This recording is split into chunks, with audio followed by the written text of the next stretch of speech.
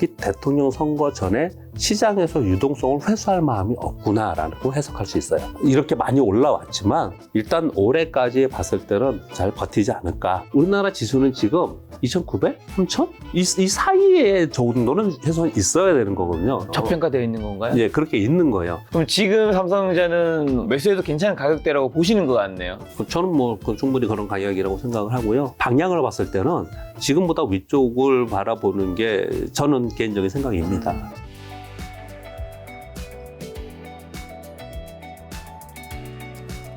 자, 오름에 나와주셨으니까 일단 한번 현 상황부터 점검을 해야죠. 이사님 보셨을 때 현재 한국이랑 미국 증시 일단 점검부터 한번 해주신다면요. 일단 미국 시장 얘기하면서 오늘 PPT를 좀 가져왔습니다. PPT 가져왔으니까 한번 네. 보면서 설명을 드려보도록 하겠습니다. 네. 뭐 재미있는 PPT들이 좀 있어요. 자, 화면 한번 보겠습니다. 이코노미스트 G의 표지 화면에 있는 건데 황소가 풍선에 매달려서 둥둥둥둥 뜨고 있죠. 버블이란 건가요? 미국이 지금 시장이 이렇게 둥둥둥둥 떠가고 있다.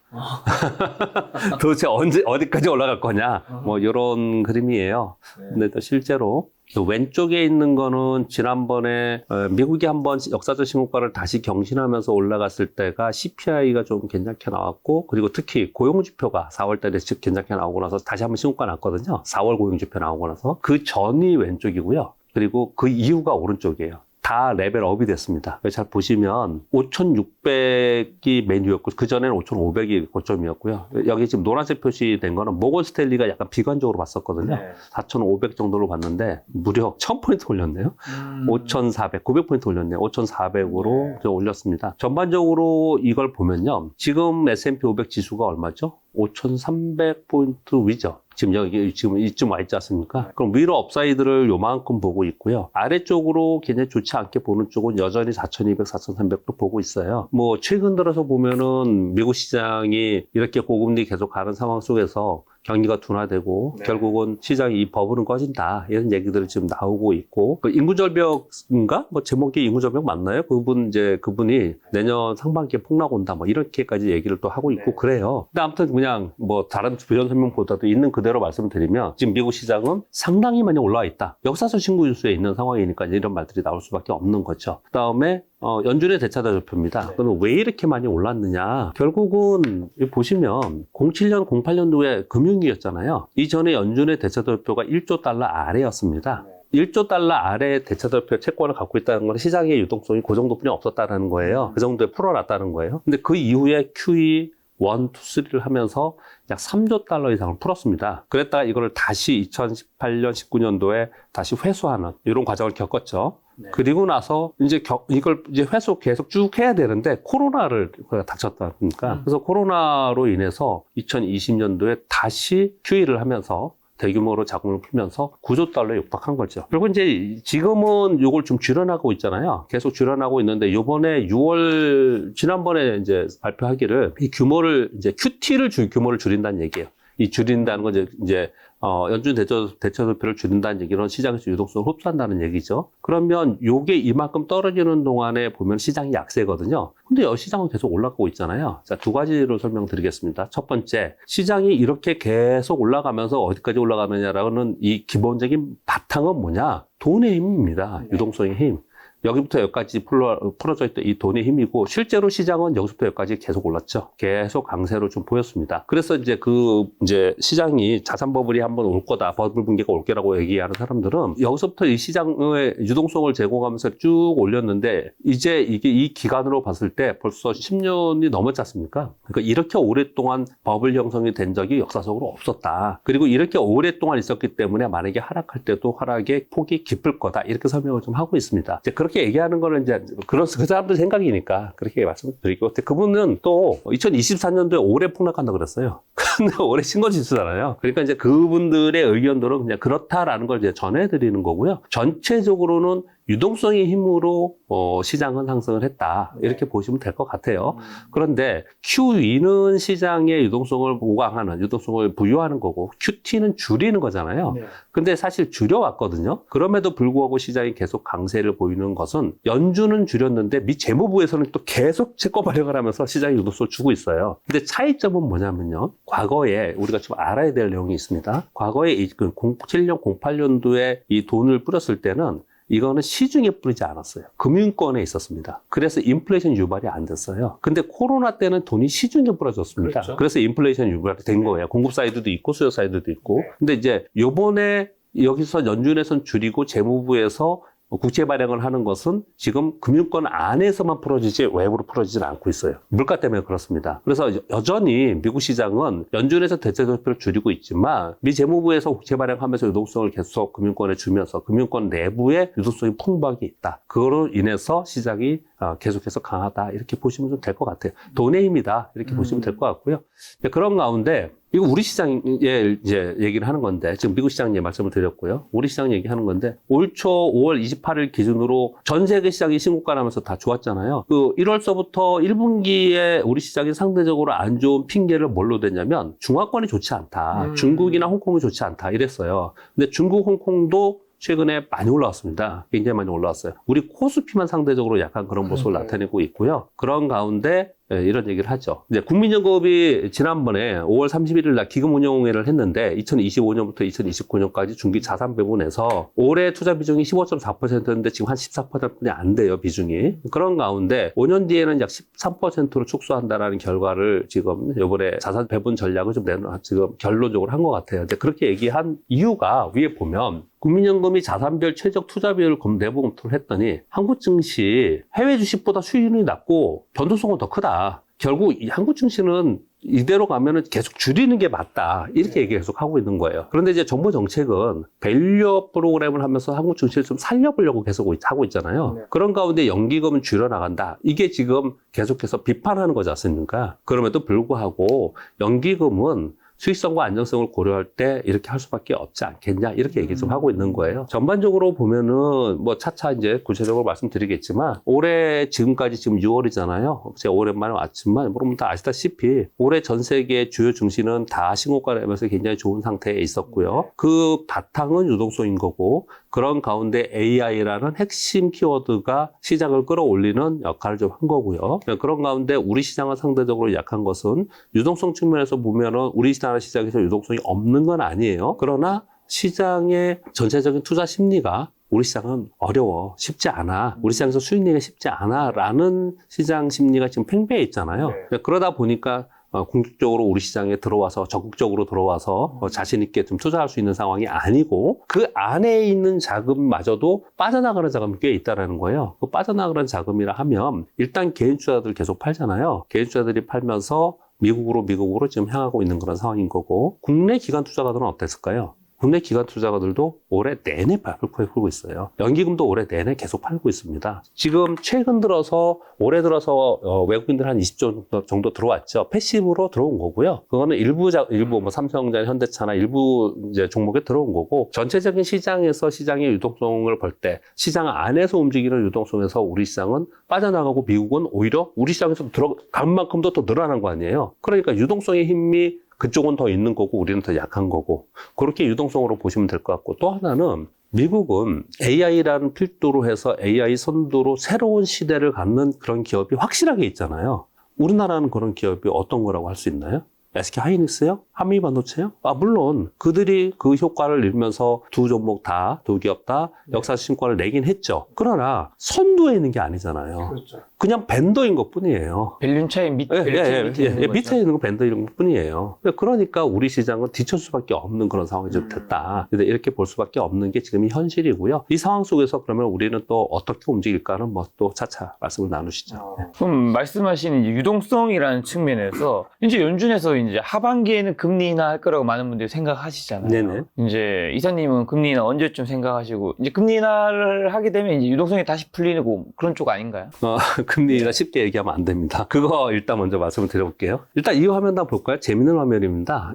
이 화면은 굉장히 뭐랄까요? 이 금융시장에선 중요한 화면이고요. 물가가 점차로 물가가 올라가서 경제는 쪼그라드는 거예요. 그래서 물가를 인플레이션을 잡으려고 하는 거예요. 그런 화면이 재밌어서 하나 보여드리고요. 또 하나는 지금 금리를 질문하셨잖아요. 이 화면은 패드에서 예상하는 금리 예측입니다. 가만히 보세요. 작년 여름에만 하더라도 내년에 6번 할 거야. 이랬어요. 그러다가 물가가 스티키하대. 물가가 안 떨어져. 네. 아, 물가 3% 아래 떨어지기 어렵겠네. CPI 기준으로. 이거 네. 떨어지기 어렵겠네. 그래서 두 번으로 떨어뜨렸어요. 그러다가 다시 조금 더 떨어지는 모습을 보면서 아, 이게 결국은 물가는 떨어지는 게 맞겠구나. 그러면 내년에 한 6번 정도 하지 않겠냐. 그랬던 거예요. 근데 올해 들어와서 점차로 미국 경기 좋죠. 고용지표 좋죠. 미국의 경기가 생각보다 괜찮은 거예요. 네. 그러다 보니까 지금은 1.5회 정도. 점도표상 그 정도입니다. 1.5에서 2번 정도. 지금 보시면요. 미국이 지금 5.25에서 5.5잖아요. 지금 연준의 포캐스트예요. 연준 위원들이 점도표입니다. 여기 보시면은 2024년도에 제일 많은 게 지금 4.5에서 5% 사이에 있잖아요. 네. 그럼 이게 4.75%라고 치고 그러면 2번 정도죠. 고점으로 보면은 한 3번 정도인데 5.25로 보면은 25번, EBP, 25BP 2번 정도잖아요. 그러니까 지금은 요 정도라는 거예요. 지금 오늘 말씀을 나누는 오늘 되게 중요한 날인데 오늘 저녁에 지금 이제 녹화를 하니까 여러분들 나중에 들으시겠지만 오늘 저녁에 6월 FOMC 회의가 있잖아요. 점도표는 3월, 6월, 9월 이렇게 분기별로 지금 나오는데요. 요번에 이 점도표가 만약 여기가 아니고 이 다다다다 붙은 많은 위원들의 숫자가 위로 올라갔다. 이러면 시장은 그 충격을 받을 수밖에 없어요. 예, 충격을 받을 수밖에 없는 그런 상황입니다. 왜냐하면 워낙 기대가 있었으니까. 지금 현재의 컨센서스는 이렇게 되어 있다라고 말씀을 드리겠고요. 근데 지금 질문 주신 게 언제쯤 할 것 같냐, 몇 번 할 것 같냐 질문 주셨잖아요. 아니 보세요, 김 작가님. 패드에서 하는 패드워치에서도 이렇게 못 맞추는데 이걸 어떻게 하겠습니까? 다만 금리 인하를 할 거라는 쪽으로 가고 있는 거는 맞아요. 그렇죠. 가고 있는 건 맞고 언제가 될 거냐를 지금 이제 가늠하고 있는 그런 상황인 거거든요. 그걸 조금 더 말씀을 좀 드려보겠습니다. 일단 4월까지의 PC는 헤드라인 2.7코어가 2.8%고 헤드라인이 CPI는 3.5, 3.6이거든요. 지금 이게 2%가 연준이 목표하는 치고요. 이게 4%에서 살짝 내려와서 쭉 그냥 9%까지 올랐다가 CPI 기준으로 쫙 내려와가지고 이때는 기저효과라는 게 있었잖아요. 근데 이제는 이게 기저효과가 다 다다르면서 여기서 더 이상 빠지지 않고 있는 겁니다. 3.5에서 3.6에서. 그런데 이게 2% 가기 굉장히 어렵다. 비관적으로 얘기하시는 석학분들도 되게 많고 월가에서 그런 얘기 되게 많잖아요. 이게 이 밑으로 빠지기 위해서는 중요한 몇 가지 조건들이 있는데 잘 안 빠지고 있어요. 일단 제일 처음에 여기 9%까지 오를 때는 공급 사이드 상에서 나왔던 즉 팬데믹이 일어나면서 공급 왜곡 현상으로 인한 물가 상승이 있었습니다. 그거는 해소가 다 됐어요. 그런데 이제 수요 사이드에서 나왔던 물가 상승이 떨어지지 않은 거거든요. 근데 그렇게 떨어지지 않은 이유 중에 몇 가지가 있는데 한 몇 가지 보여드리면 첫 번째는요. K실러에서 나오는 전미 홈프라이스입니다. 주택가격이에요. 어마어마하게 올랐죠. 주택가격이. 근데 좀 이해가 안 되는 게 그 다음 화면이 뭐냐면 30년 만기, 15년 만기 모기지 금리입니다. 모기지 금리가 이 3%나 3% 언저리에 있던 게 지금 6%, 7%에 있어요. 그러면 이렇게 높은 금리로 모기지 대출을 받아서 집을 산다? 그래서 집값이 이렇게 오른다? 이거 좀 이상하잖아요. 결국은 이걸 어떻게 해석을 많이 하냐면 금리가 워낙 높아요. 그러면 내가 이 집을 팔고 다른 데 가면 지금은 3%의 대출을 받고 있었는데 얘네들 이쪽은 굉장히 장기간 받고 있잖아요. 근데 딴 데로 이사 가려면 이제 6%, 7%까지 받아야 돼. 안 움직인다는 거예요. 그래서 거래가 형성이 잘 안 돼요. 거기다가 조금 더 복잡하지만 그냥 간단히 말씀드리면 이민자들이 많이 늘고 이런 부분들 때문에 주택가격이 계속 오른 상태에 있는 거예요. 높은 금리에도 불구하고. 그런데 이 금리의 가격이, 이 주택가격이 계속 올라가고 있어요. 그럼 중요한 CPI 구성 항목 중에 중요한 것 중에 비중이 30% 이상이 되는 것 중에 하나가 주거비거든요. 그럼 집 주인들이 주택가격이 이렇게 오르는데 주택가격이 예를 들어서 1억짜리가 2억 됐는데 렌트비를 전에 뭐 한 300만 원 이렇게 받잖아요. 300만 원 받았는데 주택가격은 더 올랐는데 그러면 나 가격 올랐으니 기분 좋으니까 200만 원 깎아줄게가 아니잖아요. 가격이 연동하는 거잖아요. 주택가격에. 그러니까 렌트비가 안 빠지는 거예요. 그러니까 CPI 항목 중에 렌트비가 굉장히, 주거비가 굉장히 높은데 그게 안 빠지니까 이게 안 빠지는 거예요, 이게. 여기 잘 보시면 헤드라인 PC는 2%대에 있죠. 그리고 CPI는 3%대에 있는 게 왜 그러냐면 주거비 항목이 얘가 더 높기 때문에 그렇습니다. 얘는 낮아요, 이쪽은. 그래서 이런 차이가 생기는 거군요. 결국은 유가나 이런 물품의 가격도 굉장히 중요하지만 주거비 항목이 빠지는 게 굉장히 중요하다. 그렇게 보시면 좀 될 것 같고요. 하나 지금 안 빠지는 이유를 설명을 드리는 거고요. 그리고 또 하나는 이제부터 중요한 게 봐야 될 거 뭐냐면 파월 의장도 그렇고 그리고 예전에 그 연준 의장이었던 벤 버너키 의장도 그렇고 다들 지금 뭐라고 얘기하냐면 야 이제 그러면 주거비는 그렇다 치고 그리고 이제 그 물가가 떨어지기 위해서 중요한 거는 핵심 포인트는 뭐냐? 이제부터는 고용이다. 결국은 고용이 둔화되면서 실업률이 높아지면서 임금 인상률이 낮아지면서 근로자들이 씀씀이가 소비가 둔화되면서 물가가 빠져야 된다. 이렇게 얘기를 합니다. 그래서 핵심 포인트라고 그래요. 지난번에도 파월 의장이 계속 얘기를 하는 게 이제부터는 고용 지표가 가장 중요하다. 이렇게 얘기를 한 거거든요. 그래서 4월에 고용 지표가 둔화되는 게 나왔거든요.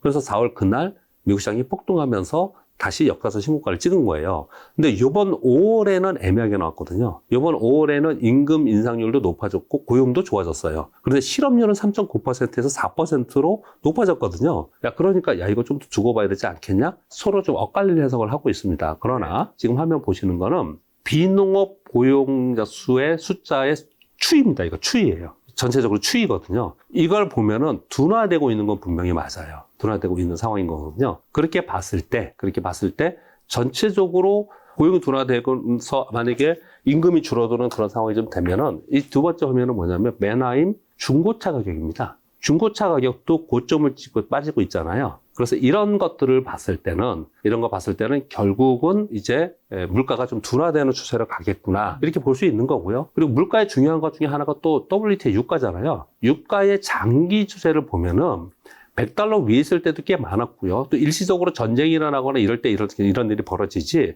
사실 이 아래에 대부분이 있었습니다. 근데 최근에 유가가 오르고 내리고 하지만 사실은 이 하단에 있는 거거든요. 이 밑에 이상하게 생긴 거는 이거는 팬데믹 때 이런 일이 벌어진 거고 평균적으로 있었을 때 이 하단 부분에서 이게 많이 올라간 것도 아니고 많이 떨어진 것도 아니에요. 안정적으로 있다라는 얘기를 지금 드리는 거예요. 그럼 이런 것들을 전반적으로 봤을 때는 그러면은 물가는 시간의 문제이지 떨어지고 있는 게 분명히 맞겠구나 라는 생각을 가질 수가 있어요. 그러면 연준이 계속 얘기하는 거는 2%를 그 목표 물가로 하지만 2%대 진입을 하면은 금리 인하를 한 번쯤 할 수 있겠구나라는 얘기들을 계속 하고 있기 때문에 이러한 지표들을 보면 그달마다 왈가왈부 말은 많지만 이거는 전체적으로 물가가 둔화되고 있는 상황은 맞는데 다만 원하는 만큼 빨리 떨어지지 않고 있다라고만 해석을 할 수가 있는 것 같아요. 그렇게 본다면 결국 연준이 금리 인하하는 과정 속에 있는 것은 맞다. 그러나 어느 시기에 빠른 시기에 또는 빠른 속도로 금리를 좀 인하할 거냐 여기가 지금 남아있는 거라고 보시면 될 것 같아요. 그렇게 정도 볼 때 지금 뭐 월가의 자료들이나 아니면 전망들 다 보면은 올해에 2번 정도 하지 않겠냐? 아까 보여드렸죠. 올해 지금 점도표 보면은 올해 2번 정도 지금 생각을 하고 있는 것 같아요. 그럼 시기상으로 보면요. 지금 오늘 밤에 있을 6월에 만약에 동결이 확률이 99%예요. 올해 6월에 안 한다. 몇 번 남았냐면 7, 9, 11, 12 대부분이 안 남았어요. 근데 11월에 대선이 있잖아요. 그러면 7월에 안 하면 9월, 12월뿐이 없어요. 그리고 만약에 그때 못하면 12월에 한 번뿐이 못하는 거예요. 이런 상황이 지금 현실이고 시장에서는 그것을 인정을 점점 하고는 있어요. 그렇지만 인정은 한다라고 하지만 시장 가격이 그걸 반영하고 있지 않기 때문에 만일 올해 한 차례뿐이 없다. 뭐 지금 이 존도표 아까 보여드린 것처럼 이게 위로 올라가서 5%대 지금 이 위원들의 점이 많이 올라가 있다. 그러면 시장은 그만큼을 반영하면서 이번 여름장을 보낼 가능성도 있다라고 생각하시면 될 것 같습니다. 그럼 그런 걸 고려했을 때 한국이랑 미국 하반기 전망은 어떻게 보시나요? 증시는 어떻게 흘러갈까 이제? 미국 시장은요. 일단 크게 하락하지는 않을 것 같아요. 그렇게 보는 이유를 좀 먼저 미국 시장부터 잠깐 말씀을 드리면요. 시장은 우리가 맨날 금리하고 환율로 설명을 하잖아요. 시황을 설명할 때는 왜냐? 금리와 환율이 시장의 유동성을 설명하기 때문에 그렇습니다. 금리와 환율을 포함하는 게 CPI, PPI, 유가 이런 것들이 있고 이런 것들을 구성하는 항목들이 그 전에 있고 이런 것들이 어떻게 움직이느냐를 막 설명하는 게 이코노미스트들이나 저희처럼 방송하는 사람들이 설명하는 거고 결론적으로는 그 두 가지로 움직이지 않습니까? 근데 그 두 가지가 지금에서 크게 방향이 바뀌지 않을 거라는 이제 전망이 많이 나오는 거예요. 그 이제 대표적인 게 지금 말씀드린 금리가 급격하게 여기서 오른다까지는 여러분 생각 안 하시잖아요. 근데 급격하게 내린다? 아니잖아요. 그러니까 금리의 움직임이 크게 없을 거라고 보는 거고요. 환율은 뭐 나중에 될 시간 되면 말씀 나누고요. 환율도 그러지 않을 거라고 보는 거거든요. 자, 일단 그렇다면 그 두 축이 크게 움직이지 않은 가운데 시장에 이 두 개를 설명하는 이유는 뭐 때문이라고요? 유동성 때문에 설명한다 그랬잖아요. 근데 시장의 유동성 아까 보여드렸죠. 연준의 대차도표 보여드렸습니다. 최근에 QT를 하고 있다가 이제 6월 이후에 하반기에는 650억 달러씩 줄이다가 200억 달러죠. 200억 달러씩 줄인다라고 QT를 규모를 줄인다고 했어요. 그러면 시장의 유동성이 이만큼 있는데 계속해서 줄여나가는데 줄이는 규모를 줄인다는 얘기는 유동성을 급격하게 빼지 않는다는 얘기거든요. 그런 가운데 미 재무부에서는 유동성을 시장에 그것도 금융권 안에 보강을 해주는 게 재무부에서 지금 채권 발행을 하는 거지 않습니까? 이 얘기를 가만히 들어보면은 미국이 대통령 선거 전에 시장에서 유동성을 회수할 마음이 없구나라고 해석할 수 있어요. 그런 걸 딱 입으로 전해준 게 뭐냐면 시그널을 딱 준 게 연준에서 바이백 시행을 한다. 몇 년 만에 바이백 시행을 한다는 발표가 있었습니다. 그 얘기는 뭐냐면 재무부에서요. 재무부에서 바이백 시행을 한다 그랬는데 재무부에서 계속해서 채권을 국채를 내다 팔면 사는 사람 입장에서는 야 이러다가 국채까지 폭락하면 어떡해 막 이런 걱정을 하잖아요. 근데 이거 되사줄게. 바이백이잖아요. 되사줄게라고 하고 있는 거거든요. 그러면서 보강을 그걸 하고 있는 거예요. 그렇죠. 즉 연준에서 대체도표를 계속 줄여나가는 것도 그동안에 있었는데 그것도 이제 규모를 줄인다고 하고 있고 또 재무부에서 국채 발행하는데 국채 발행에 충격을 주지 않기 위해서 시장에 충격을 주지 않기 위해서 그것을 한편으로는 금융권 안에서 돌게끔 해주고 또 그것을 나중에 바이백 해줄게라고 하면서 금융권 안에 안정을 계속 도모하고 있는 거거든요. 결국은 그렇다면 시장에서 돈 안 받겠구나, 올해. 시장이라는 게 외부에서 돈이 들어오면 풍선 얘기를 많이 드리지 않아요? 여기 와서도 몇 번 드린 것 같은데. 풍선이 이렇게 있는데 공기가 돈이에요. 공기를 막 주입하면 풍선은 부푸는 거고 공기를 빼면 돈을 빼면 풍선은 쪼그라드는 거고 그게 우리 시장과 미국 시장의 차이점이라고 제가 지금 계속 처음 시작하면서부터 이 얘기를 하는 거잖아요. 근데 미국은 지금 풍선에서 바람을 뺄 마음이 없구나 이렇게 볼 수 있어요. 그러면 미국은 올해 뭐 급격하게 빠지고 뭐 이런 부분이 아닐 거다. 미국 경제가 뭐 좋아진다 그러는데 저는 그렇게까지 뭐 미국 경제가 호황 회복 이런 얘기 합니까? 그러지 않아요. 생각보다 괜찮다, 잘 버틴다 이렇게 얘기를 하고 있는 거거든요. 근데 결국은 미국 경기가 좋아서 막 좋은 그런 부분보다는 시장의 유동성 자체가 미국 시장을 지금 버티게 만드는 게 있는 거고 그런 와중에 AI라는 새로운 모멘텀이 생기면서 거기에 있는 종목들이 시가총이 막 올라갔지 않습니까? 엔비디아가 시가총을 얼마나 높여놨습니까? 지금 시가총이. 그런데 거기다가 애플도 어제 7%로 올랐잖아요. 그러면서 시가총을 또 올려놓은 거 아닙니까? 그걸 따라서 미국 시장이 지금 오르는 거고 그런 것들이 어마어마한 시장이 애플이 하루에 7% 오른다는 건요. 3조 달러면 우리나라 돈으로 4천조 정도 되잖아요. 7%면 280조 정도 되잖아요. 280조, 하루에 280조가 는 거예요, 시장에서. 대한민국 한 해 예산의 반이죠, 거의. 아니, 뭐 그렇게 설명할 수도 있고, 우리 이렇게 하이닉스도 200조도 안 되잖아요. 그런 게 하나가 생긴 거나 마찬가지예요. 그렇게 시장이 지금 가고 있는 거고, 그래서 시장의 유동성을 빼지 않겠다라는 확신이 있으니까 그 안에서 그런 종목 플레이가 되고 거기에서 거래가 되는 거고 그것을 추정하면서 전 세계에 있는 투자자들이 우리 서학개미들만 똑똑해서 그렇게 많이 할까요? 일본의 개인들도 중국의 사람들도 다 미국 가서 그걸 살 거 아닙니까? 그게 지금 미국 시장을 떠받치고 있다. 그래서 그런 흐름은 올해에는 이어지지 않을까라고 생각하고 만약에 꺾인다면 어디쯤 꺾일 거냐라고 봤을 때는 이제 좀 이따 제가 변수를 말씀드릴 건데 아마도 연말 내년에 돼야 되지 않을까. 뭐 내년까지는 제가 분석할 수 있는 능력은 안 되고요. 일단 올해까지 봤을 때는 잘 버티지 않을까. 이렇게 많이 올라왔지만 큰 충격 없이 등락을 하면서 버티지 않을까 이렇게 생각을 좀 하고요. 우리 시장 한번 얘기해 볼게요. 미국은 뭐 워낙 좋으니까 뭐 미국 시장은 요즘에는 설명하려면은 하지 말래요. 그냥 좋은데 뭘 냅둬 미국 국장 왜 해? 이러거든요. 그냥 좋은 주식, 빅테크 사면 되는 거고. 네. 미국은 이제 그렇게 얘기를 많이 하고 있고요. 이제 우리가 문제잖아요. 우리 시장. 뭐 국장을 떠나는 건 지능순이라면서요. 아니 아까 전에 국민연구에서도 한국 증시 이대로 가면 투자하지 않는 게 적죠. 우리나라 가장 큰 손이라고 볼 수 있는데 해외 주식보다 수익률은 낮고 변동성은 크다. 요 예민한 얘기니까요. 제가 한 얘기가 아니고 이거 서울경제 뉴스 그대로 가져온 겁니다. 국민연금에서도 우리나라 투자하면 안 돼.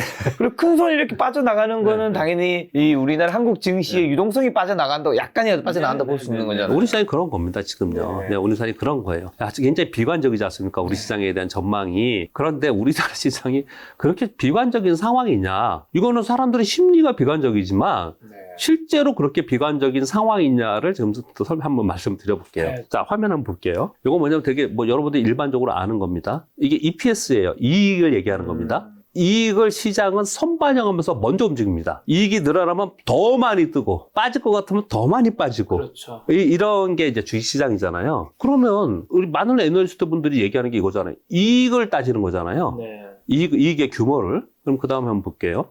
위아래가 자꾸 거꾸로 보네요. 보시면 이게 뭐냐면 코스피 연간 순이익이에요. 이 밑에는 코스피 지수고요. 자, 1999년부터 2000년, 거의 20년을 넘게 이렇게 보고 있는데요. 우리나라 코스피의 연간 순이익이 옆에가 이게 조입니다. 100조거든요. 100조를 넘은 거는요. 2017년도 돼서 넘었어요. 얼마 안 됐습니다. 얼마 안 됐어요. 그전에는 이게 안 됐어요. 50조, 60조, 70조 이랬습니다. 100조를 넘은 건 2017년도에 그랬고, 그래서 2017년도에 우리나라가 처음으로 2000포인트를 넘어서 2300포인트인가? 그때 대세 상승을 한번 갔던 거예요. 여기에 연동한다는 제가 설명을 드리려고 하는 거예요. 이거 보시면 지수, 이거 파란 게 지수예요. 이때 급격하게 오르면서 역사적 신고 지수를 찍은 거예요. 이 이익 때문에 그런 거예요. 그러다가 팬데믹을 맞았습니다. 그리고 나서 이 이익을 2021년도에 다시 넘었어요. 이때 역사적 신고수를 또 찍었지 않습니까? 그리고 빠져서 지금 여기서 있어요. 지금의 이익을 얼마를 보느냐? 연초만 해도, 작년과 작년 말과 연초만 해도 애널리스트 분들의 이 추정값이 굉장히 낮았어요. 비관적이었습니다. 근데 올해 들어서 계속해서 이걸 높여주고 있어요. 그래서 어떤 분들은 너무 높여준 것 같다. 이거 못할 거야. 라고 이제 비판하시는 분들도 있습니다. 분석하시는 분들도 있어요. 여하튼 간에 이게 계속 높아졌는데 왜 높아졌을까요? 반도체 때문에 그렇습니다. 그렇죠. 반도체 때문에. 삼성전자의 올해 이익 지금 예상치가 40조입니다. 40조. 그리고 SK 하이닉스가 20조 가까이 돼요. 한 18조인가? 뭐 22조 정도 되는 것 같아요. 이 두 개가 합쳐서 6조 가까이 됩니다. 이게 예상보다 훨씬 올라간 거예요. 작년에는 적자였잖아요. 네. 특히 반도체 부분은 적자였잖아요. 근데 전체는 적자가 아니었지만, 근데 이게 다시 늘면서 올해 추정치가 어떻게 됐냐면요. 2024년이 여기거든요. 올해 추정치가 182조에서 200조까지 왔어요. 200조까지 왔어요. 아니, 생각해보세요. 이익을 추정하면서 시장이 이익이 늘 것 같으면 올라가고 이익이 내려갈 것 같으면 더 빠지고 올라갈 땐 더 오버슈팅하고 내려갈 땐 더 언더슈팅을 하거든요. 그런데 이익이 2017년보다 2021년보다 높다니까요. 아니, 그러면 지수는 그걸 추정하면 합리적인 생각으로는 더 올라야 되는 거잖아요. 이게 파란선이 지수입니다. 그러면 최소한 2017년보다는 훨씬 높아야 되고, 여기는 아니더라도 이 중간은 가 있어야 될 거 아니에요. 네. 근데 그렇지 못하고 있잖아요. 이거는 다른 이유가 있는 것이 이익은 이렇게 지금 가고 있다라는 설명을 제가 드리는 거고요. 또 하나는, 자, 요건 뭐냐면, 이 코스피 이익에 반도체를 제외한 게 이 녹색선이에요. 네. 그만큼 반도체가 비중이 훨씬 크기 때문에 그래요. 당연하잖아요, 지금. 전체 200조도 안 되는데 180조, 60조가 지금 반도체가 한다고 하니까 당연히 요거 빼고 나서는 이제 이렇게 지금 보고 있는데 그럼에도 불구하고 2017년도예요. 2021년도예요. 이건 2024년도입니다. 코스피든 반도체든 다 높네요. 예, 녹색도 2017년도예요. 2021년도예요. 2024년도입니다. 근데 시장이 이걸 반영하지 못하고 있다는 걸 설명을 자꾸 드리는 거거든요. 그리고 이건 뭐냐면 우리 왜 분석하시는 분 보면은 월 수출액 맨날 얘기하죠. 우리나라 지수는 월 수출액을 따라갑니다. 진짜예요. 이게 월 수출액이거든요. 이 회색이게. 이게 코스피 순이익이에요. 이 코스피 순이익을 보면 수출액가 그대로 따라다닙니다. 그대로 따라다니거든요. 이게 2017년이 어디냐? 여기입니다. 이게 2021년이고. 그러면 지금 월 수출액이 여기까지 와 있습니다. 여기에 지금 가려고 하거든요. 이 세 가지만 만약에 보면 우리나라 지수는 지금 2,900? 3,000? 이 사이에 정도는 최소한 있어야 되는 거거든요. 근데 그러지 못하고 있는 게 지금이에요. 저평가되어 있는 건가요? 예, 그렇게 있는 거예요. 그 이유를 여러 가지로 대고 그래서 밸류 프로그램 얘기를 하면서 우리 시장이 이거 뭐가 문제냐 이런 얘기를 되게 많이 하고 있는 거거든요. 네. 그러면서 가장 대표적으로 얘기하는 게 우리나라의 기업들의 행태 그리고 배당 관련 정책들 또는 세금 관련 정책들 이런 게 계속 나오는 거고 그런 것들이 어느 정도 되었을 때 우리 시장은 뭐 남들처럼은 밸류를 주지 못한다 하더라도 그래도 좀 따라가는 그런 상황이 되면은 우리 시장은 좀 더 올라갈 수 있지 않을까라는 게 지금 기대치거든요. 아까 미국은 설명드렸습니다. 이게 현재 상황이에요. 요거는 지금 가치에 대해서 얘기한 거고요. 저는 이제 주식 투자자로서 다른 방면 하나 얘기를 해볼게요. 우리가 1월 달에 남들 다 오를 때 혼자 빠진 적이 있었거든요. 1월 달에 3주 연속 빠졌어요, 우리 시장이요. 그때 우리 시장이 빠지면서 우리 시장은 왜 이래 곡장 떠나야 돼 막 그랬었거든요. 그랬는데 1월 말에 우리 시장이 급반등하면서 그러면서 어느 정도 레벨업이 됐어요. 그러다가 또 헤매다가 3월 달에 다시 한번 올라와서 그나마 2,700에 우리 시장이 있는 거거든요. 지수 포인트가요. 이 두 가지의 중요한 사건이 있었는데 하나는 뭐냐면 1월 말에 밸류업 프로그램이 있었고요. 3월 달에 젠슨 왕 CEO가 삼성전자 오케이. 삼성전자 HBM 뭐 테스트 하고 있었잖아요. 근데 오케이. 그거 함께 하면서 삼성전자가 그냥 급등해버렸어요, 그때. 이 두 가지거든요. 지금 한 축은 우리나라의 기업의 밸류를 지금 설명드렸어요. 또 한 축은 우리 시장이 그래도 위로 바라볼 수 있는 개연성이 있는 건 삼성전자 때문에 그렇습니다. 지금 전 세계 반도체 주식들이 다들 신고가 나면서 가고 있어요. SK 하이닉스 역사적 신고가 나면서 가고 있고요. 미국 시장도 다 그러고 있는 건 상황입니다. 삼성전자는요. 무슨 신고가는 무슨 신고가 한참 아래에 있잖아요. 한참 아래에서 지금 뭐 8만을 가니 안 가니 이러고 있는 상황이잖아요. 이거는 삼성전자가 그래서 경제신문의 기사를 보면 삼성전자가 우리나라 시장에 발목을 잡는다. 이렇게 얘기를 하고 있는 거잖아요. 미국 시장을 견인하는 거는 마이크로소프트, 애플, 엔비디아, 퀄컴 이런 게 견인하는 것처럼 우리는 거꾸로 삼성전자가 우리 시장에 발목을 잡는다라는 표현을 쓰고 있단 말이에요. 그러면 삼성전자가 여기서 발목을 잡는 것뿐이 아니고 오히려 더 빠질 거냐? 아니면 위로 올라갈 개연성이 있냐를 한번 생각해 보세요. 여러분들 한번 생각해 보세요. 지금 삼성전자를. 삼성전자가 엔비디아 HBM 공급 계약을 아직 못한다. 이것 때문에 삼성전자가 못 가고 있는 거잖아요. 그렇죠. 그런데 삼성전자가 HBM이라는 AI 반도체가 생기고 그 사실은 가속기죠. AI 가속기가 있고 거기에 납품하는 HBM이 있고 HBM이라는 건 D램을 조합해서 만든 거잖아요. 이러다 보니까 결국은 D램이 좋아지고 데이터 센터가 많이 늘리면서 SSD가 낸드 쪽도 더 좋아지고 하면서 실적이 늘어나고 있단 말이에요. 사실은 HBM 들어가는 거가 만약에 없다 그런 이슈가 하더라도 그냥 이 실적만 갖고도 삼성전자는 올라갈 수 있는 거였는데 지금 센티멘탈이 그 이벤트가 워낙 크다 보니까 HBM 아니면 안 돼라는 정서가 지금 되어 있는 거거든요. 결국은 이제 레거시한 제품들이 낸드나 디램이 계속 좋아진다는 데이터 여러분 계속 보고 있잖아요. 그럼 삼성전자가 여기서 올라가는 위로의 확률이 있다. 만약 HBM 뺀다 얘기하는 거예요. 만일 엔비디아에 납품하기로 이제 HBM 공급 계약하기로 확정이라는 뉴스가 나오면 어떻게 될 것 같아요? 제가 보기엔 곧바로 2,800 넘어서 갑니다. 지수가 가요. 2,800 넘어가면은 가볍게 갈 수 있어요. 우리 시장이. 거기가 매물대가 있기 때문에 그렇거든요. 결국은 우리 시장은 두 가지의 지금의 현재 이익단도 그렇고요. 밸류 프로그램도 그렇고 삼성전자 개별 주식의 흐름을 봐서도 그렇고 우리 시장은 위쪽을 보고 있습니다, 지금. 보고는 있는데 답답한 거예요. 첫 번째, 밸류 프로그램. 안 믿어. 안 될 거야. 정당끼리 싸우고 있는데 되겠어. 이런 실망감과 그리고 회의감. 이걸로 밸류 프로그램 잘 안 먹혀요. 처음에 1월 말 2월에는 먹혔잖아요. 그래서 사실 자동차주나 은행주도 많이 올라왔잖아요. 그런데 이후에는 어떻습니까? 지금 다 멈춰져 있잖아요. 그러니까 그들이 지금 아직까지 그쪽이 안 먹히고 있죠. 또 한 축은 삼성전자인데 물론 SK 하이닉스가 상당히 시장에 기여를 많이 했지만 시가총액이 너무 차이가 나잖아요. 삼성전자가 단연 우리는 너무 높지 않습니까? 그러니까 삼성전자가 올라가기엔커녕 오히려 거꾸로 내려가고 있는 그런 상황이었기 때문에 우리 시장의 발목을 잡은 거지 않습니까? 이 두 가지의 회의감이 우리 시장의 발목을 잡고 있는 거예요. 결국은 이 두 가지가 풀어야 됩니다, 시장은. 근데 이 두 가지가 풀어질 개연성이 없냐, 있냐로 봤을 때, 그럴 개연성은 충분히 저는 있다라고 생각해요. 그래서 시장은 자꾸 위쪽을 쳐다보고는 분명히 있습니다. 근데 아직까지 거기에 대한 신뢰도가 떨어져 있는 거죠. 그 정도가 지금의 상황인 것 같아요.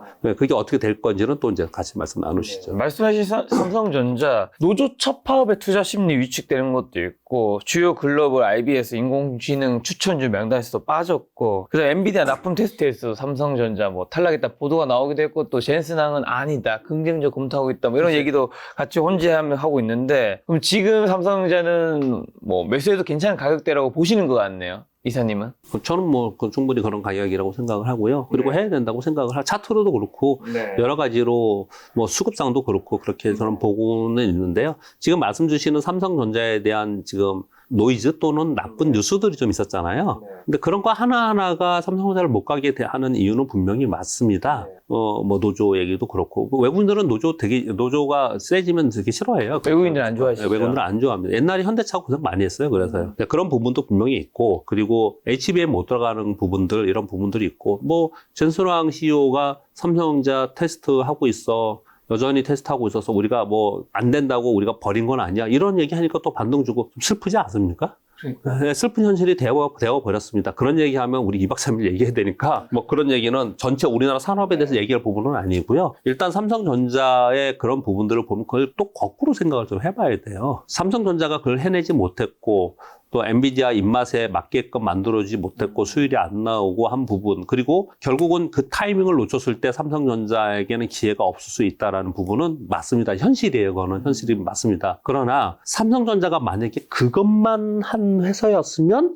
삼성전자에 대한 기대감은 없는 거잖아요. 삼성전자는 기본적으로 레거시한 반도체 D램과 낸드의 굉장히 강자이고 거기에 뭐 스마트폰 있고 가전 있고 뭐 다른 쪽 되게 많은 회사예요. 그런데 우리는 지금 삼성전자를 HBM 납품되면 엔비디아 납품되면 급등할 거고 아니면 아니야 라고 얘기를 하고 있는 거거든요. 근데 그거는 시장의 분위기와 센티멘탈이 그러는 거예요. 그런 의미에서 볼 때 삼성전자에 대한 지금의 현재 상황의 방향을 봤을 때는 지금보다 위쪽을 바라보는 게 저는 개인적인 생각입니다. 실제로 노태우 삼성전자 사장급 그분과 다른 임원들도 자사주 매입에 나섰는데 이 임원들의 자사주 매입 매수 신호라고 좀 볼 수 있는 하나의 시그널일까요? 원래 그 주식 투자의 격언에 그게 있습니다. 기업의 주요 임직원들이 자기 주식을 사는 거는 좋은 효과이고 또 파는 거는 뭐 나쁜 고점이다. 근데 따지고 보면요. 엔비디아 최근에 팔았습니다. 임원들 팔았어요. 최근에 좀 조금씩 가진 것이 일부를 팔았어요. 또 다른 얘기 잠깐 빗나갔는데 최근에 그 뭐 유전 개발 있잖아요.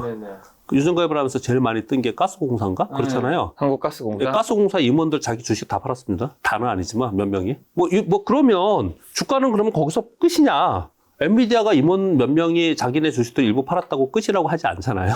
그러니까 뭐냐면 조그만 주식들은 그렇게 해서 할 수 있는데 워낙 큰 회사잖아요. 그러니까 상징적으로 그렇게 사는 경우도 있고 해요. 또 뭐 싸다고 생각하고 사는 경우도 있고. 그렇지만 그게 기업의 주가에 전체적으로 크게 영향을 주는가는 긍정적이라고는 볼 수도 있지만 당장 그게 뭐 그것을 시그널이라고 보기에는 조금 무리가 있지 않을까요? 자, 말씀하신 대로 엔비디아의 HBM 공급하는 걸로 하이닉스가 엄청나게 올랐고 하이닉스 ATC 본드 공급하는 한미 반도체 주가 상승도 두드러졌는데 그럼 이 두 개 회사는 엔비디아의 밸류체인에 있기 때문에 앞으로도 좋을까요? 어떻게 보세요? 엔비디아가 어디까지 가느냐에 이제 달려 있는 거잖아요. 엔비디아랑 그냥 한 몸인 거겠죠? 그렇죠. 골드만삭스에서 발표한 내용 중에 하나가 되게 재밌는 게 있었습니다. 뭐냐면 오늘 아마 이런 얘기 후반에 좀 할 것 같은데 골드만삭스가 이거 좀 한두 달 전 얘기예요. AI 확산 단계별 수혜주라는 거를 보고서를 냈는데 1단계, 2단계, 3단계, 4단계를 냈거든요. 1단계 엔비디아 그 자체야. 딴 거 생각하지 마. 그냥 엔비디아야. 예, 그렇게 얘기를 했습니다. 그리고 2단계 뭐냐면 엔비디아의 지금 제품은 하드웨어잖아요. 하드웨어가 구축되고 나서 그 구축을 하는 단계에서 있는 반도체, 주변 다른 반도체와 클라우드, 데이터 센터, 하드웨어 제조와 유틸리티. 요게 그 다음일 거다. 그러니까 2단계까지는 하드웨어예요. 그 다음에 3단계, 4단계는 그 AI 활용으로 인해서 실제 매출 성장 단계로 가는 소프트웨어 기업이나 금융이나 헬스케어 이런 게 된다. 이렇게 얘기를 한 거예요. 근데 이 3단계, 4단계는 아마 시간이 많이 걸릴 거예요. 굉장히 많이 걸릴 겁니다. 그래서 1단계, 2단계에 지금 멈춰져 있는 건데 그 중에서도 현재 1단계만 계속 멈춰져 있는 거예요. 그런데 점차로 시장을 가만히 보면 이 2단계로 넘어가는 게 되게 많이 보입니다. 가만히 보면요. 요즘에 브로드컴 엄청나게 올랐어요. 뭐 퀄컴 많이 올랐습니다. 그리고 어제인가 지금 오늘 시장에 반영이 될 건데 오라클이 8%나 올랐어요. 시간에서. 실적은 시장 예상치보다 둔화됐거든요. 근데 8%나 올랐어요. 왜냐? 오라클 클라우드에 AI 기능을 넣어서 거기에 접목시키겠다. 이 얘기와 함께 그렇게 올랐어요. 그리고 7% 이상 올랐던 애플, 시가총액 3조가 넘는 3조인 회사가 7%로 올랐단 말이에요. 이거 왜요? 온디바이스 AI를 활용한 서비스를 하겠다라는 것 때문에 그러는 거잖아요. 근데 가만히 보면 엔비디아 그 자체에서 살짝 넘어가고 있는 느낌을 여러분 캐치할 수 있어요. 가만히 생각해 보면은. 그래서 점차로 그 다음으로 좀 확산되고 있는 그런 느낌이거든요. 사실 그렇게 따져보면 지금 특히 한미반도체를 가만히 보면요. 한미반도체는 SK 하이닉스만 들어가는 게 아니고요. 마이크론에 들어가기로 결정이 되었습니다. 거기는. 그리고 삼성에 들어가냐 안 들어가냐 말만 있고 지금 그런데 들어갈 거라고 지금 다들 알고 있어요. 그럼 이 3사에 HBM을 만드는 3사에 다 들어가는 거잖아요. 그러면 HBM이 가는 동안에는 계속 가는 거지 않습니까? 결국 엔비디아 그 자체로 가면서 엔비디아가 어디까지 더 갈 거냐에 달려있다고 표현을 드린 거는 엔비디아가 지금 이거 주춤한다 하더라도 또 하반기에 신제품이 나오잖아요. 블랙웨일이라고 새로 나오지 않습니까? 그 제품이 얼마큼 더 많이 또 팔리냐에 따라서 그게 또 달려가겠죠. 그러면 HBM은 다 그냥 그것만 보면서 따라가면 되는 거고요. 그 과정 속에서 다른 것들이 얼마큼 쫓아가느냐가 지금 달려 있는 거예요. 나머지들은. 근데 미국은 실제로 그 나머지의 주변들이 사실 HBM 하나만 갖고 구동하는 건 아니잖아요. 가속기라는 게.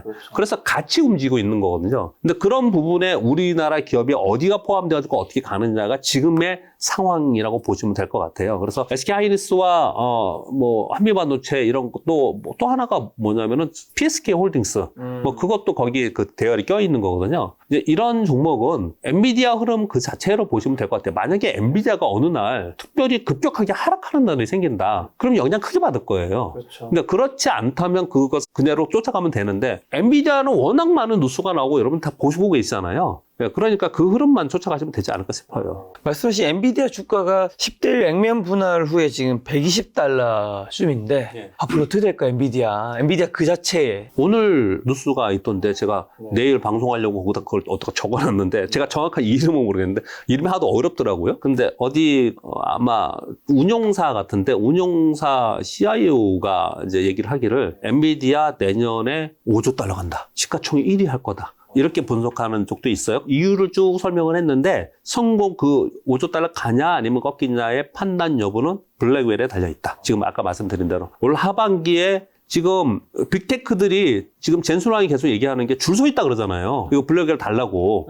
그래서 HB액이 여태까지 HB액으로 쭉 하다가 사다가 했는데 이제 더 좋은 제품이 나오니 중간에 잠시 매출이 둔화되지 않을까라 걱정을 했는데 젠순왕이 야 그딴 거 필요 없어. 지금 줄 서 있어. 이렇게 얘기한 거잖아요. 요번에 그 IR 하면서 그렇게 얘기를 한 거거든요. 결국 이제 아무튼 다른 제품으로 넘어가는 거예요. 그게 성공하면 시총 1위 될 거야. 이렇게 분석하는 쪽이 있었습니다. 지금 3인가요? 지금 이제 3위죠. 왜냐면 애플이 어저께 올랐으니까 7%는 올랐으니까 지금 3위가 된 거거든요. 그래도 뭐 $3조 갈 근처에 있는 거예요. 그런데 또 한 축에서는 그렇지 않게 보는 쪽도 분명히 있습니다. 그런데 그거는 엔비디아 좋은 회사는 분명히 맞는데 내년도에 미국의 버블 붕괴가 있으면 결국은 성장률들은 급격하게 떨어질 수 있다. 이렇게 얘기를 좀 하면서 한쪽으로 아까 왜 미국 시장 급격하게 하락시키고 있다라고 하는 인구 절벽 쓴 그 교수님이 이제 그렇게 얘기를 좀 하고 있고 제가 명확하게 자료를 안 갖고 와갖고 이름을 좀 명시하지는 못하고 있는데요. 그렇게까지 얘기를 하고 있습니다. 그러니까 의견이 되게 다른 부분이 있어요. 근데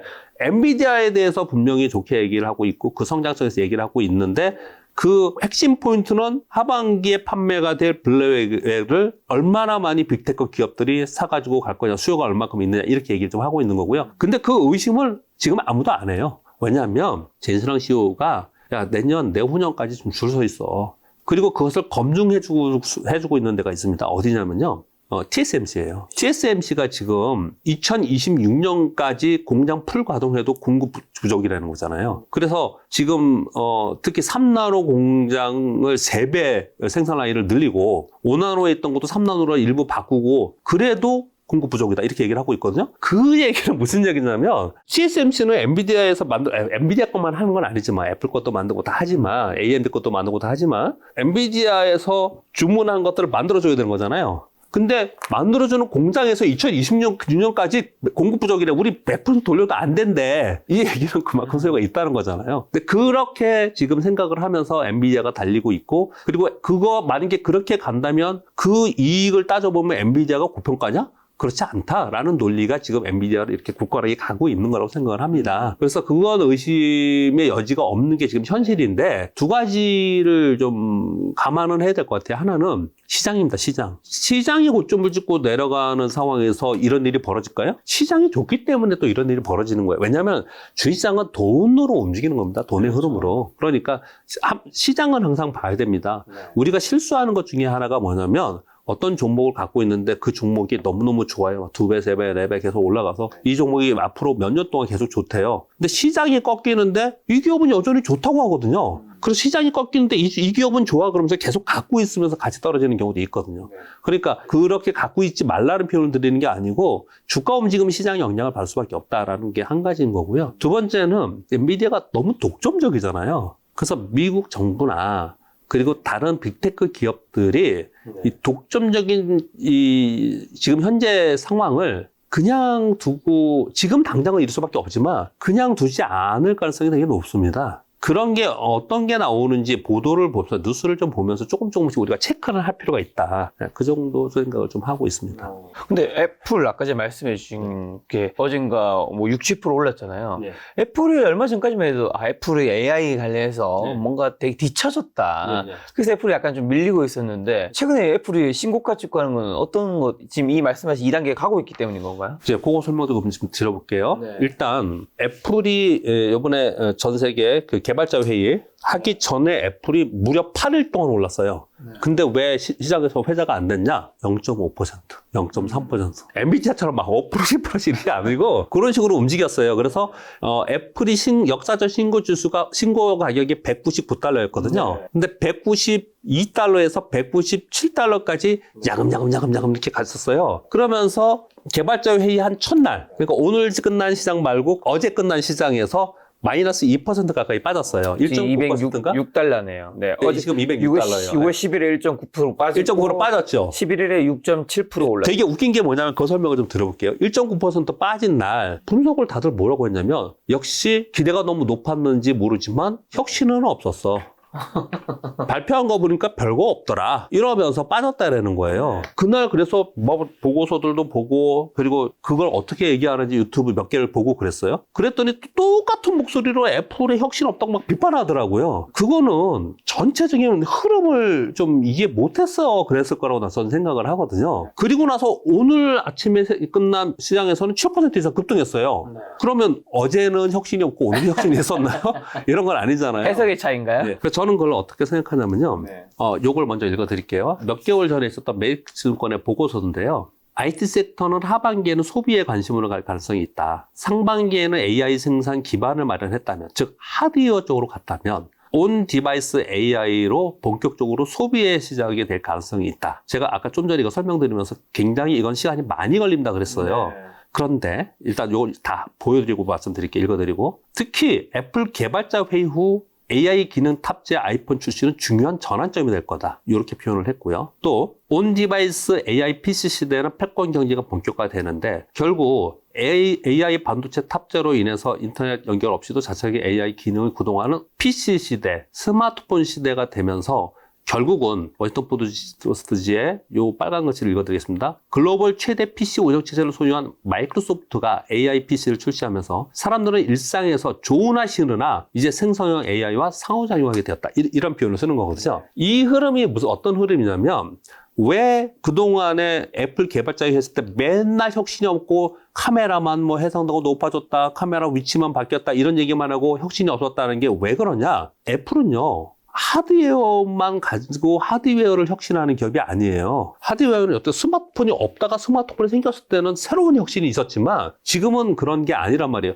하드웨어의 혁신을 만들려고 하는 게 뭐 글래스니 뭐 이런 거 자꾸 링이니 이런 거 만들려고 하는 거고 지금은 스마트폰 안에서 하드웨어가 갖춰진 상태에서 하드웨어를 B2B가 아닌 B2C로 소비자로 그 서비스를 함으로써 실제로 이익을 낼 수 있는 가장 강력한 기업이 애플이에요. 생각해 보세요. 사실은 그런 기업이 전 세계에 또 하나 있죠. 삼성전자가 있습니다. 삼성전자가 있는 거예요. 그런데 삼성전자는 지금 약간 뒤처져 있는 상황인 거고요. 이걸 할 수 있는 데가 뭐 마이크로소프트니 뭐 이런 기업들이 그리고 오픈 AI가 있고 그런데 오픈 AI가 일상적인 우리 개인 소비자들한테 그렇게 가까이 다가오지 않잖아요. 우리가 직접 지금 우리 그거 쓰려고 저도 이렇게 들어갔더니 돈 내라고 하잖아요. 그 돈 내고 전문가들 빼놓고는 돈 내고 여러분들이 쓰지 않지 않습니까? 근데 애플은 아니잖아요. 무슨 설명을 드리려고 제가 하냐면요. 하드웨어가 어마어마하게 새로운 신기술이 생겼어요. AI라는 새로운 혁신이 생겼습니다. 근데 하드웨어가 어마어마하게 이게 성장하면서 그것의 최대 수혜가 엔비디아지 않습니까? 이 과정을 지금 겪고 있는 거고, 그러면 이러고 나서 제가 아까 좀 전에 설명드린 게 이것을 가지고 AI의 활용으로 실제 매출 성장 단계로 가는 기술 적용 기업이라는 게 있는데, 이거는 꽤 멀 거다고 제가 표현을 드렸잖아요. 이게 어떤 기업들이냐? 실제로는 메타, 아마존, 구글 이런 될 거라고요. 얘네들이 나중에는 진짜 수혜가 될 거예요. 이게 지금은 하드웨어이기 때문에 이렇다는 거예요. 근데 그들이 지금 어마어마한 돈을 쓰면서 이 구축을 하고 있는 거잖아요. 그런데 이게 지금 당장 서비스에서 돈을 많이 벌고 있느냐? 오픈 AI는 지금 일부 기업에 지금 하고 있어요. 그래서 돈을 좀 대지만 전체적으로 이걸로 당장 쓴 만큼의 거의 조금의 돈이지 수익이지 큰 돈을 벌지 못하잖아요. 근데 이걸 할 수 있는 데가 애플이란 말이에요. 그러니까 지금 바야흐로 이걸 적용해서 수익을 바로 연결시킬 수 있는 가장 최적의 기업이 애플이기 때문에 그걸 생각해 보면 이번에 하드웨어의 혁신이 없었어.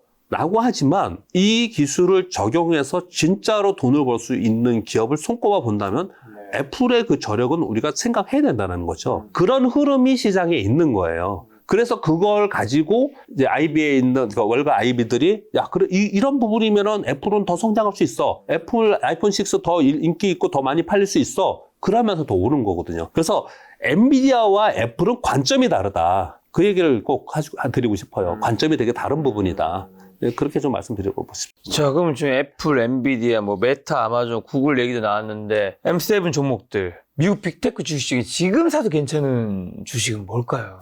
그렇게 하시면 이걸 얘기 드릴 수밖에 없는데 일단 엔비디아 그 자체가 언제 끝날까요? 그냥 이번에 끝날 것 같지는 않죠. 왜냐면 다음 제품을 벌써 예고해놨고 다음 제품이 예고가 됐는데 그게 될까 안 될까? A라는 기업이 다음에 우리 이런 신제품 내놓습니다. 그러면 우리 맨날 얘기하는 게 그거잖아요. 아이폰 16, 갤럭시 24 그러면 그게 정말 혁신적인 제품이 되냐? 그리고 소비자 반응 봐야지. 얼마나 팔릴지 봐야지. 이렇게 의심하잖아요. 근데 엔비디아는 지금 신제품 나온다니까 의심 안 하죠. 신제품 나온다니까 다 우리가 먼저 사겠다고 날린 거잖아요. 줄 서고 있죠. 그렇죠. 줄 서고 있지 않습니까? 그러니까 엔비디아의 블랙웰이 나오는 올 하반기에 그 결과가 나올 때까지는 엔비디아가 쉽게 그냥 꺾이는 그런 부분은 좀 아닌 것 같아요.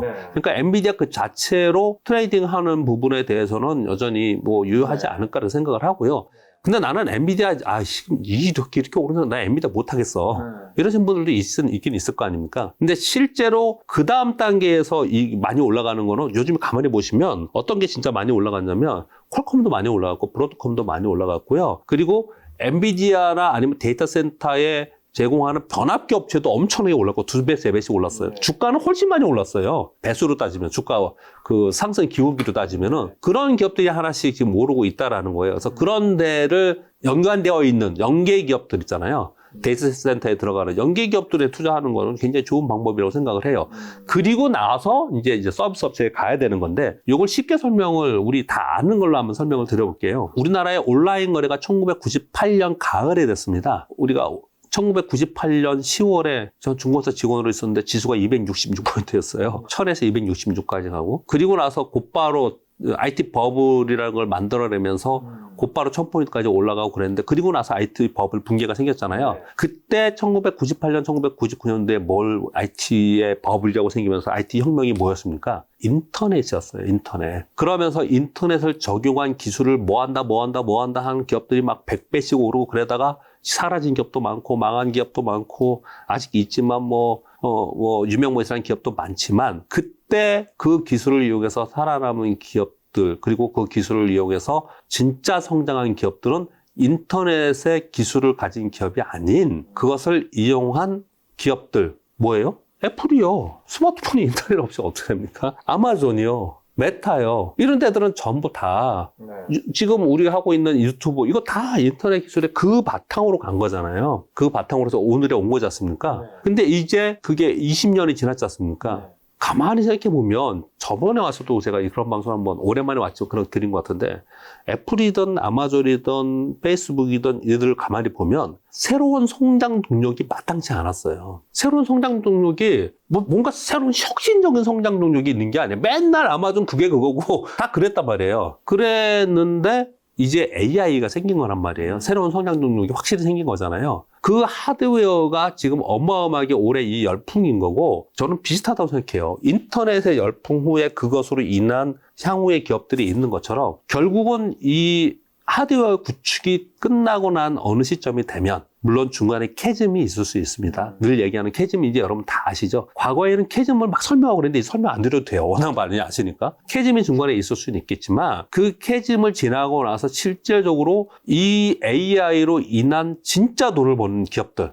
진짜 돈을 버는 기업들은 지금 당장 우리가 투자를 해야 되나? 이런 뭐 의구심은 있지만 가장 빨리 돈을 벌 수 있는 기업이 지금 말씀드린 뭐 애플이 있는 거고 구글이라는 데도 있을 수도 있겠고 그런 데는 있단 말이에요. 그런 기업들이 향후에 아마 올라오기 시작을 하지 않을까 생각하거든요. 근데 이렇게 말씀드릴게요. 지금 이제 이론적인 건 설명을 드렸고요. 주식 투자자에 직접 투자한 사람 입장에 생각해 보면 야, 그런 주식 사다가 중간에 캐즘이 있을 수도 있고 시장이 푹 빠질 수도 있는데 속 터져서 죽어. 그리고 중간에 팔게 될 거야. 나중에 뭐 그때 되면 움직여야지. 이런 생각을 하잖아요. 근데 주식 시장의 이 사이클링과 이 흐름이요. 굉장히 빨라졌습니다. 굉장히 빨라져서 앞으로 그렇게 될 거라고 생각하는 것들이 그때 가서 수익 남은 봐야지가 아니고요. 시장의 심리가 그쪽으로 가면 그쪽으로 수급이 값쏠리면서 그쪽이 움직이기 시작을 해요. 그러면 그 움직임이 시작하는데 나도 동참을 해야 되거든요. 그렇다면 이들이 움직이는지를 우리도 보고 있어야 되죠. 그래서 그쪽도 한꺼번에 함께 가봐야 되지 않을까 생각합니다. 그럼 AI 이런 것들을 포함해서 뭐 하반기에 이제 이사님 보시는 유망 섹터는 어떤 주식 사야 될까요? 하반기. 그러니까 미국은 뭐 그냥 그렇다고 하고 여러분 뭐 잘 아시니까 그렇게 하고요. 우리나라 얘기를 좀 하겠습니다. 우리나라 하반기에 아까 시황 얘기를 좀 했잖아요. 시황 얘기를 하면서 화면 보여드렸던 게 이익을 추정해야 되지 않겠냐. 근데 우리나라 이익이 2017년, 21년보다 더 높고, 그리고 뭐 반도체 제외에도 더 높고, 월간 수출도 더 좋다. 근데 우리 못 가고 있다. 이유는 뭐 삼성전자가 발목을 잡는 것도 있고, 밸류업 실망감도 있고, 우리나라에서 시장에서 돈이 빠져나가는 부분이 있고, 여러 가지가 복합적으로 매크로 시황에 의해서 그렇게 되겠죠. 우리나라 자체적인 문제도 상당히 있는 거고요. 그래서 그것을 해내는 거는 우리가 어떻게 하겠습니까? 그럼 뭐 정책적으로 해야 하는 거고 잘 해줘야 될 것 같고 그리고 기업들도 잘 해야 될 것 같고 지금 우리는 그런 기로점에 있습니다. 이 시점에서 잠깐 제가 다른 얘기를 좀 드리면 저는 증권회사에 1995년에 인턴으로 들어왔어요. 그래서 96년도에 사령장을 받아서 그때부터 지금까지 있는데 사실 우리나라 시장이 저평가 국면에 있고 돗대기 시장이라고 그러고 냄비 시장이라고 폄하받고 그럼에도 불구하고 우리나라 시장에서 어떻든 거래를 하고 그랬습니다. 그런데 지금은 아주 손쉽게 해외 투자를 할 수가 있어요. 이렇게 아주 손쉽게 해외 투자할 수 있고 더 안정적이고 더 수익을 낼 수 있는 시장이 있는데 돈이 우리 시장에서 나가는 건 당연한 얘기입니다. 그러면 제가 96년에 입사했고 이 얘기까지 왜 꺼냈냐면은 그래서 어느덧 저는 이제 많이 남진 않았어요. 증권사 안에서 제가 제도권 안에서 여러분들을 뵙고 이렇게 말씀드리는 게 근데 이 제도권과 이 제도는 계속 유지될 거 아닙니까 시장에서. 그렇다면 이 제도권 안에 있는 유관기관이나 이 제도권 안에서 앞으로 꽤 오랜 동안 일하셔야 되는 분들은요. 이대로 시장 두면 안 됩니다. 말라 비틀어집니다. 시장이 누구라도 지금은 우리나라 시장을 연기금도 그렇고 기관도 그렇고 개인도 그렇고 다 지금 우리 시장에 훨씬 더 위험하고 수익도 안 주는 시장이라고 하고 있는데 이대로 두면 어떻게 되겠습니까? 그냥 더 진짜 그냥 구멍가게 되는 거예요, 이제는. 그래서 지금 굉장히 중요한 시기이고요. 그러한 중요한 시기에 지금 밸류 프로그램이 나왔고, 밸류건 프로그램에 실망감이 있는데 그 실망감의 대표적인 게 세제 정책이에요. 그래서 이 세제 정책이 올 하반기에 어떻게 되느냐가 우리 시장에 굉장히 중요한 부분이다라는 부분을 좀 말씀드리겠고요. 그런 가운데 우리 시장 하반기에 어떤 섹터 얘기했는데 그 얘기를 잠깐 했는데요. 그런 과정 속에서 어떻든 우리가 원하는 100%가 아니더라도 조금이라도 지금 건드려주면 우리 시장은 올라가려고 자꾸 눈치는 보고 있는 거는 맞아요. 근데 이제 어떤 섹터에서 거래를 해야 될까 봤을 때 우리 시장이 좀 좋아진 건 있어요. 하나는 뭐냐면 과거에는 지금도 물론 뭐 미국도 그렇고 민주식이나 아니면은 뭐 앞으로 좋아진대 막 그러면 로봇 뜨다가 뭐 초전도체 뜨다가 뭐 유전 뜨다가 막 이러잖아요. 근데 그건 그렇다 치고 뭐 그런 거 나중에 논의 다시 하고요. 최근에 좋아진 건 매월 10일 날 수출 동향 발표합니다. 그리고 20일 날 한번 발표하고 1일 날 전월 수출 동향 발표해요. 그런데 그 수출 동향에 쫙 보면은 각 섹터별로 수출이 전년비, 전월비 얼마큼 증가했냐가 나오고, 그리고 그 중에서 지금 전체 수출이 중국보다 미국이 늘고 있기 때문에 미국 향 수출이 얼마큼 늘고 있냐, 요런 데이터들이 나오는데, 딱 가만히 보시면요, 주가가 그 수출 데이터가 늘었다는 얘기는 이익이 늘었다는 거잖아요. 주가가 이익이 늘은 데에 연동하는 아주 정상적인 흐름을 가지고 있습니다. 제대로 된 거예요. 네. 그래서 수출을 보면서 보자는 거예요. 첫 번째, 중국보다는 미국향 수출을 봐야 된다. 왜냐? 미국과 중국이 싸우고 있기 때문에. 적어도 올해까지는 미국과 중국이 대선 때문에 계속 싸울 테니 중국향이나 다른 거보다는 미국향을 봐야 된다. 그리고 당연히 수출이 늘어나는 걸 봐야 되고요. 그렇게 봐야 되는데 쭉쭉 말씀을 드리면 요 지금 데이터인데 반도체, 승용차, 화장품, SSD 그리고 뭐 나머지 다 좋은 거예요. 좋은 거만 이거 써놓은 건데 그 중에서 요런 쪽이 지금 더 좋은 것 같고요. 전선주 변압기. 이걸 조금 더 구체적으로 말씀드릴게요. 5월 수출 데이터 산업도 이야기 나왔는데 반도체, 스마트폰, 카메라 모듈, 2차 전지는 오랜만에 살짝 증가했는데 연속 여부를 확인하자. 오랜만에 살짝 증가했다 그랬죠? 2차 전지 주식들 어땠어요? 오랜만에 살짝 반등하죠? 네. 그래서 이제 확인하려고 하는 거예요. 거기에 니켈 녹음 간판은 좋아졌습니다. 그래서 여기에 관련된 종목은 계속 오르는 거예요. 필러 좋아졌고, 건강기능식품 좋아졌고, 기초화장품 좋아졌고, 메이크업 화장품 좋아졌고, H형감, 보일러, 타이어, 라면, 변압기가 좋아졌거든요. 근데 오늘이 12일인가요? 네. 어제 10일까지, 6월에 10일까지 수출 통계가 발표됐어요. 6월까지는 이제 연휴가 있었고 5일이거든요. 근데 뭐가 좋아졌냐를 보면은 수출에서 디램하고 낸드가 전체 YOY로 좋아졌고, MOM으로 조금 감소했는데 영업일수가 줄어서 그렇고요. 전체 단가가 좀 좋아지고 있는 상황인 거고요. 양극재는 아직까지는 조금 더 지켜봐야 되는데 밑에서 약간 바닥하기를 좀 하려고 하고 있고요. 이거는 뭐랑 비교해보면 되냐면요. 작년에 이때쯤 제가 여기 왔었나요? 작년에 디램 가격을 이게 저점 맞아? 반도체 저점 맞아? 안 맞아? 막 얘기할 때 디램 가격이 고정되는 가격이 저점을 찍고 터닝하는 걸 봐야 돼. 이런 얘기 많이 했죠. 네. 똑같이 양극재도 이 일평균 수출에 517톤인데 2023년도에는 725톤이었거든요. 요거를 넘어서는지를 봐야 돼요. 이 추세를 봐야 되는 게 중요하거든요. 일단 그렇고요. 여러분들 관심 있어 하는 것만 제가 이렇게 한 건데요. 화장품은 영업일수 감안했을 때 전년비 17%, 전월비 38% 늘었습니다. 그래서 양호한 데가 어디냐? 디램, 낸드, MLCC, OLED, 필러, 미용기기, 유압실린더, 소형 변압기, 화장품이거든요. 올 하반기에 여기서 벗어날까요? 벗어나지 않을 것 같은데요. 이 안에 있어야 되지 않을까. 섹터를 얘기한다면 네, 저는 그렇게 생각합니다.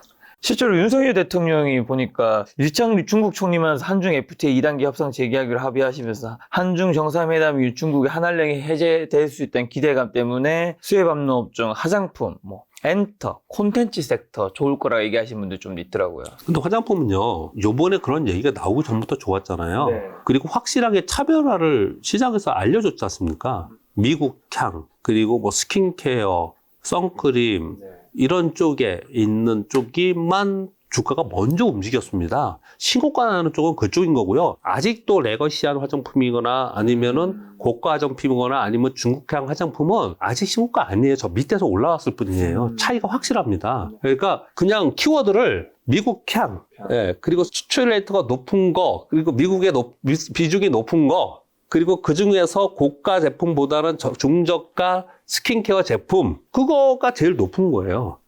근데 그쪽에 있는 제품들이 그러면은 주가가 많이 올랐는데 얼마큼의 반영이 됐느냐?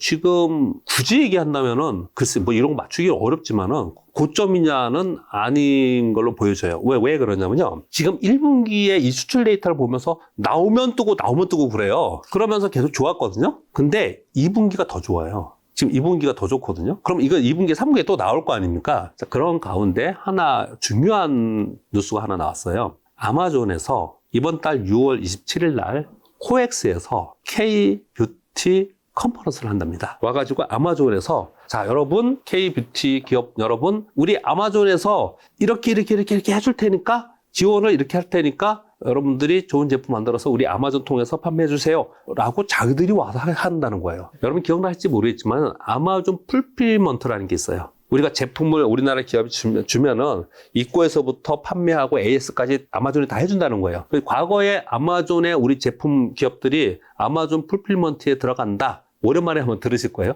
아마존 풀필먼트에 들어간다 그러면 주가가 2배씩 떴어요. 그러던 시기가 불과 몇 년 전이었거든요. 근데 이제 아마존이 우리나라 와서 우리가 해줄게 여러분 들어오세요라고 하는 거잖아요, 이거요. 네. 얼마나 많이 바뀌었습니까? 근데 거기에 지금 K뷰티를 한다는 거예요. 이런 시장은 미래의 이벤트를 바라보고 가는 거거든요. 이런 이벤트들이 남아 있습니다. 실적 이벤트가 남아 있고 이런 이벤트들이 남아 있어요. 그러면 얘들은 멈추지는 않겠죠. 네, 그런 정도 이해하시면 될 것 같습니다. 그리고 여기서 이제 2차 전지, 예. 오랜만에 전후대비친과 연성여부 확인 멘트가 있어서 글로벌 전기차 시장 불황에 국내 업체 시장 점유율도 하락하고 2차 전지 관련주가 이제 줄줄이 52주 신저가 기록하다가 요즘 살짝 반등이 있는데 앞으로 좀 어떻게 보시나요, 이사님은? 그냥 2차 전지는 뭐 저보다 너무 잘 아시는 분들이 많아갖고 제가 왜 이렇게 약간 시니컬하게 얘기하냐면요. 2차 전지 말도 못 꺼내게 했잖아요. 작년 말도 못 꺼내게 했지 않습니까? 요즘 꺼낼 수 있습니다. 아니요. 그때는 뭐, 그때나 지금이나 뭐 사람이 달라졌습니까? 상황이 달라졌습니까? 뭐 그런 건 아니잖아요. 2차 전지의 사이클이라는 게 분명히 있었고, 캐즘이라는 것도 분명히 그때 얘기가 있었고요. 지금은 그런 과정 속에 있는 거고요. 2차 전지가 향후에 2026년, 2027년도에 더 다시 좋아질 거다라고 많이들 얘기를 하잖아요. 그렇게 얘기하는 것 중에 2차 전지의 전체적인 전기차 사이클링도 굉장히 중요하지만 가장 핵심적인 요인 중에 하나가 미국의 대선.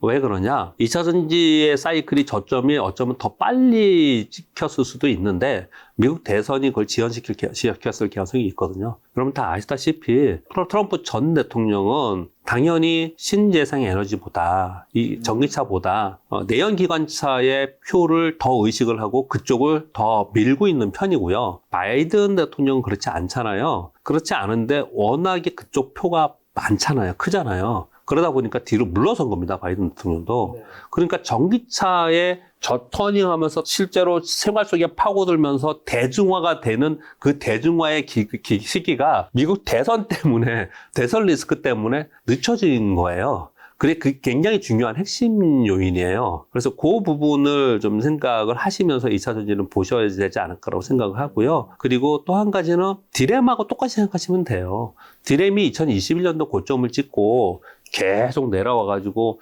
2023년도 작년 가을쯤에 트렌드포스에서 이제 디램은 저점을 찍는 것 같다 어쩌다 이런 얘기를 쭉 했었어요.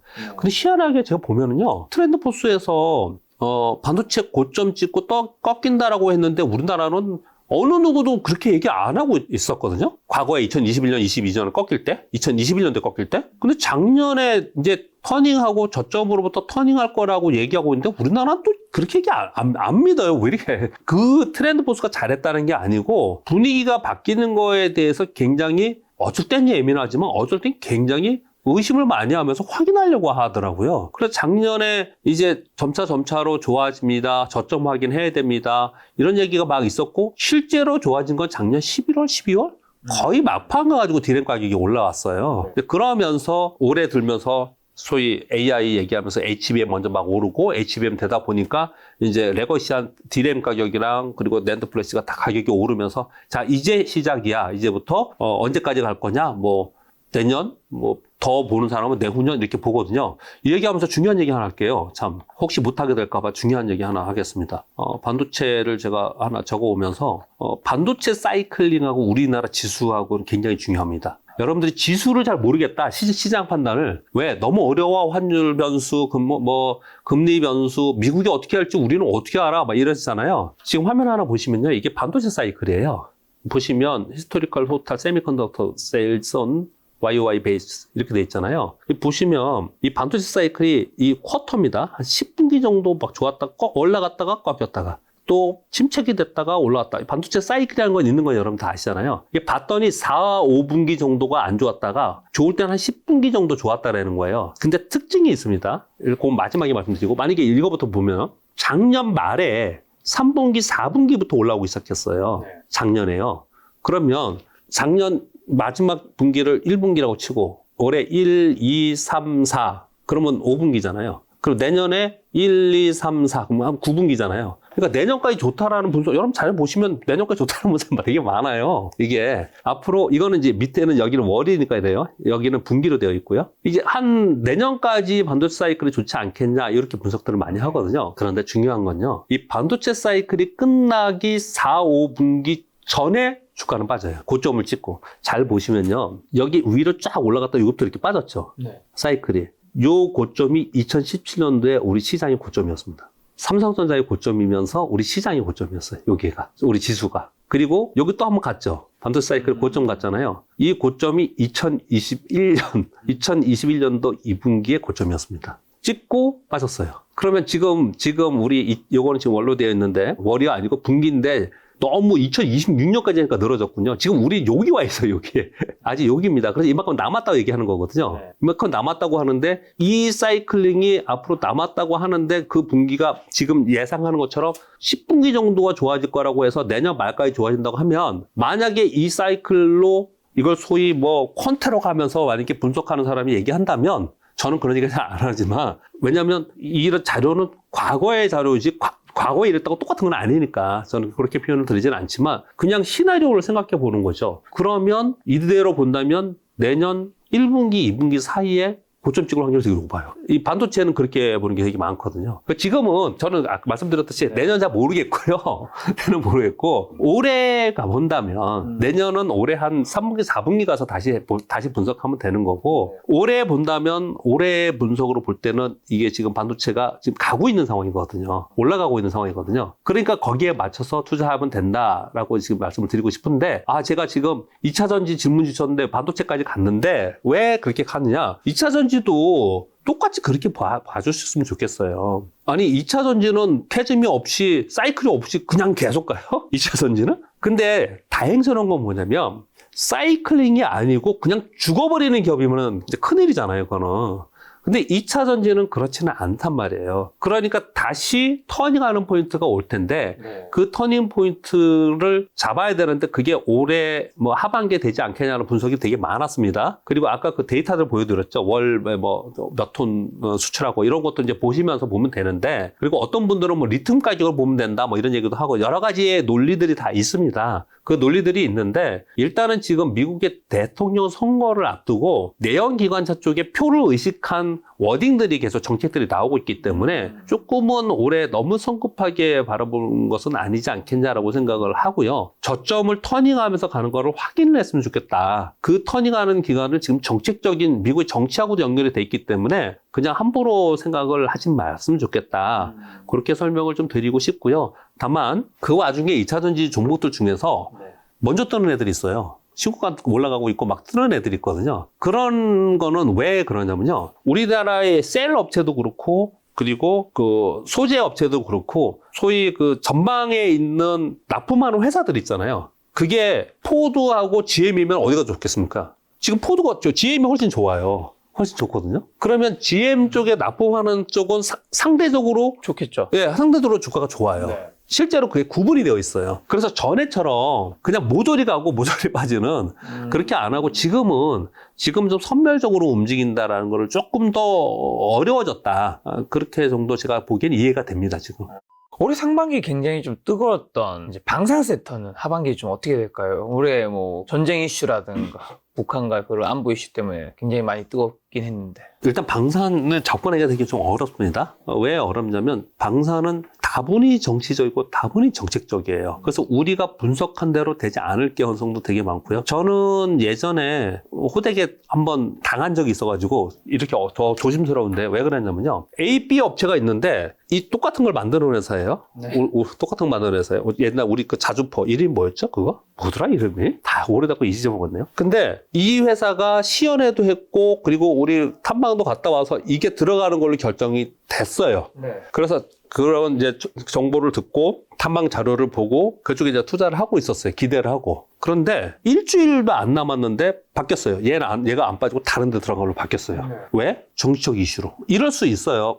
그럴 것 같지 않습니까? 우리나라만이 아니고 전 세계 방산업체들이? 그럴 가능성이 상당히 있다라는 부분 좀 말씀드리고 싶고 쉽지 않다라는 거 하고요. 또 하나는 방산업체의 종목들이 오를 때는 전쟁이 일어나고 막 이럴 때지 않습니까? 그렇죠. 근데 지금 전쟁을 얼마나 오랫동안 하고 있어요. 지금 우크라이나 러시아 전쟁은 이게 뭡니까 진짜. 빨리 끝나야 되는데 오랫동안 하고 있고 지금 이스라엘은 이란 하고 있고 하마스 하고 있고 엄청 지금 하고 있잖아요.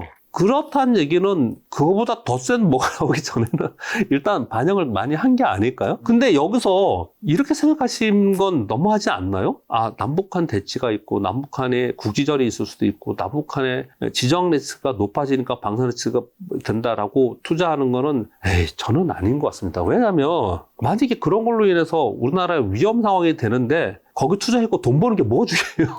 저는 좀 그런데요? 그런 상황이 됐는데 그거 투자해서 정말 진짜 위험한 상황이 될 수도 있는데 그렇게까지는 가정하면 안 되지 않을까라는 생각을 좀 하고요. 그래서 방산업체는 조금 지나간 테마 또는 지나간 게 좀 아닌가 저는 좀 생각이 좀 들고요. 그보다는 방산업체들 중에 방산업체들이 대부분 뭘 많이 하냐면 우주항공업체도 같이 하고요. 그리고 기계업종이 많아가지고 기계업체에 많이 있잖아요. 네.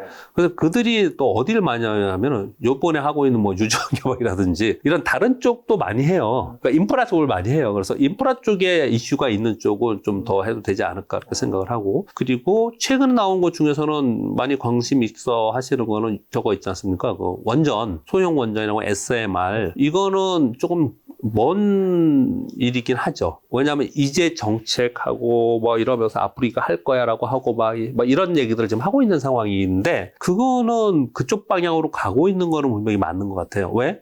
미국도 영국도 뭐 전 세계가 지금 그쪽으로 하려고 지금 하고 있기 때문에 특히 마이크로소프트의 빌 게이츠가 그쪽에 투자를 하고 그 회사가 지금 SMR 공장 건설을 지금 한다는 거잖아요. 원전 건설을 한다는 거잖아요.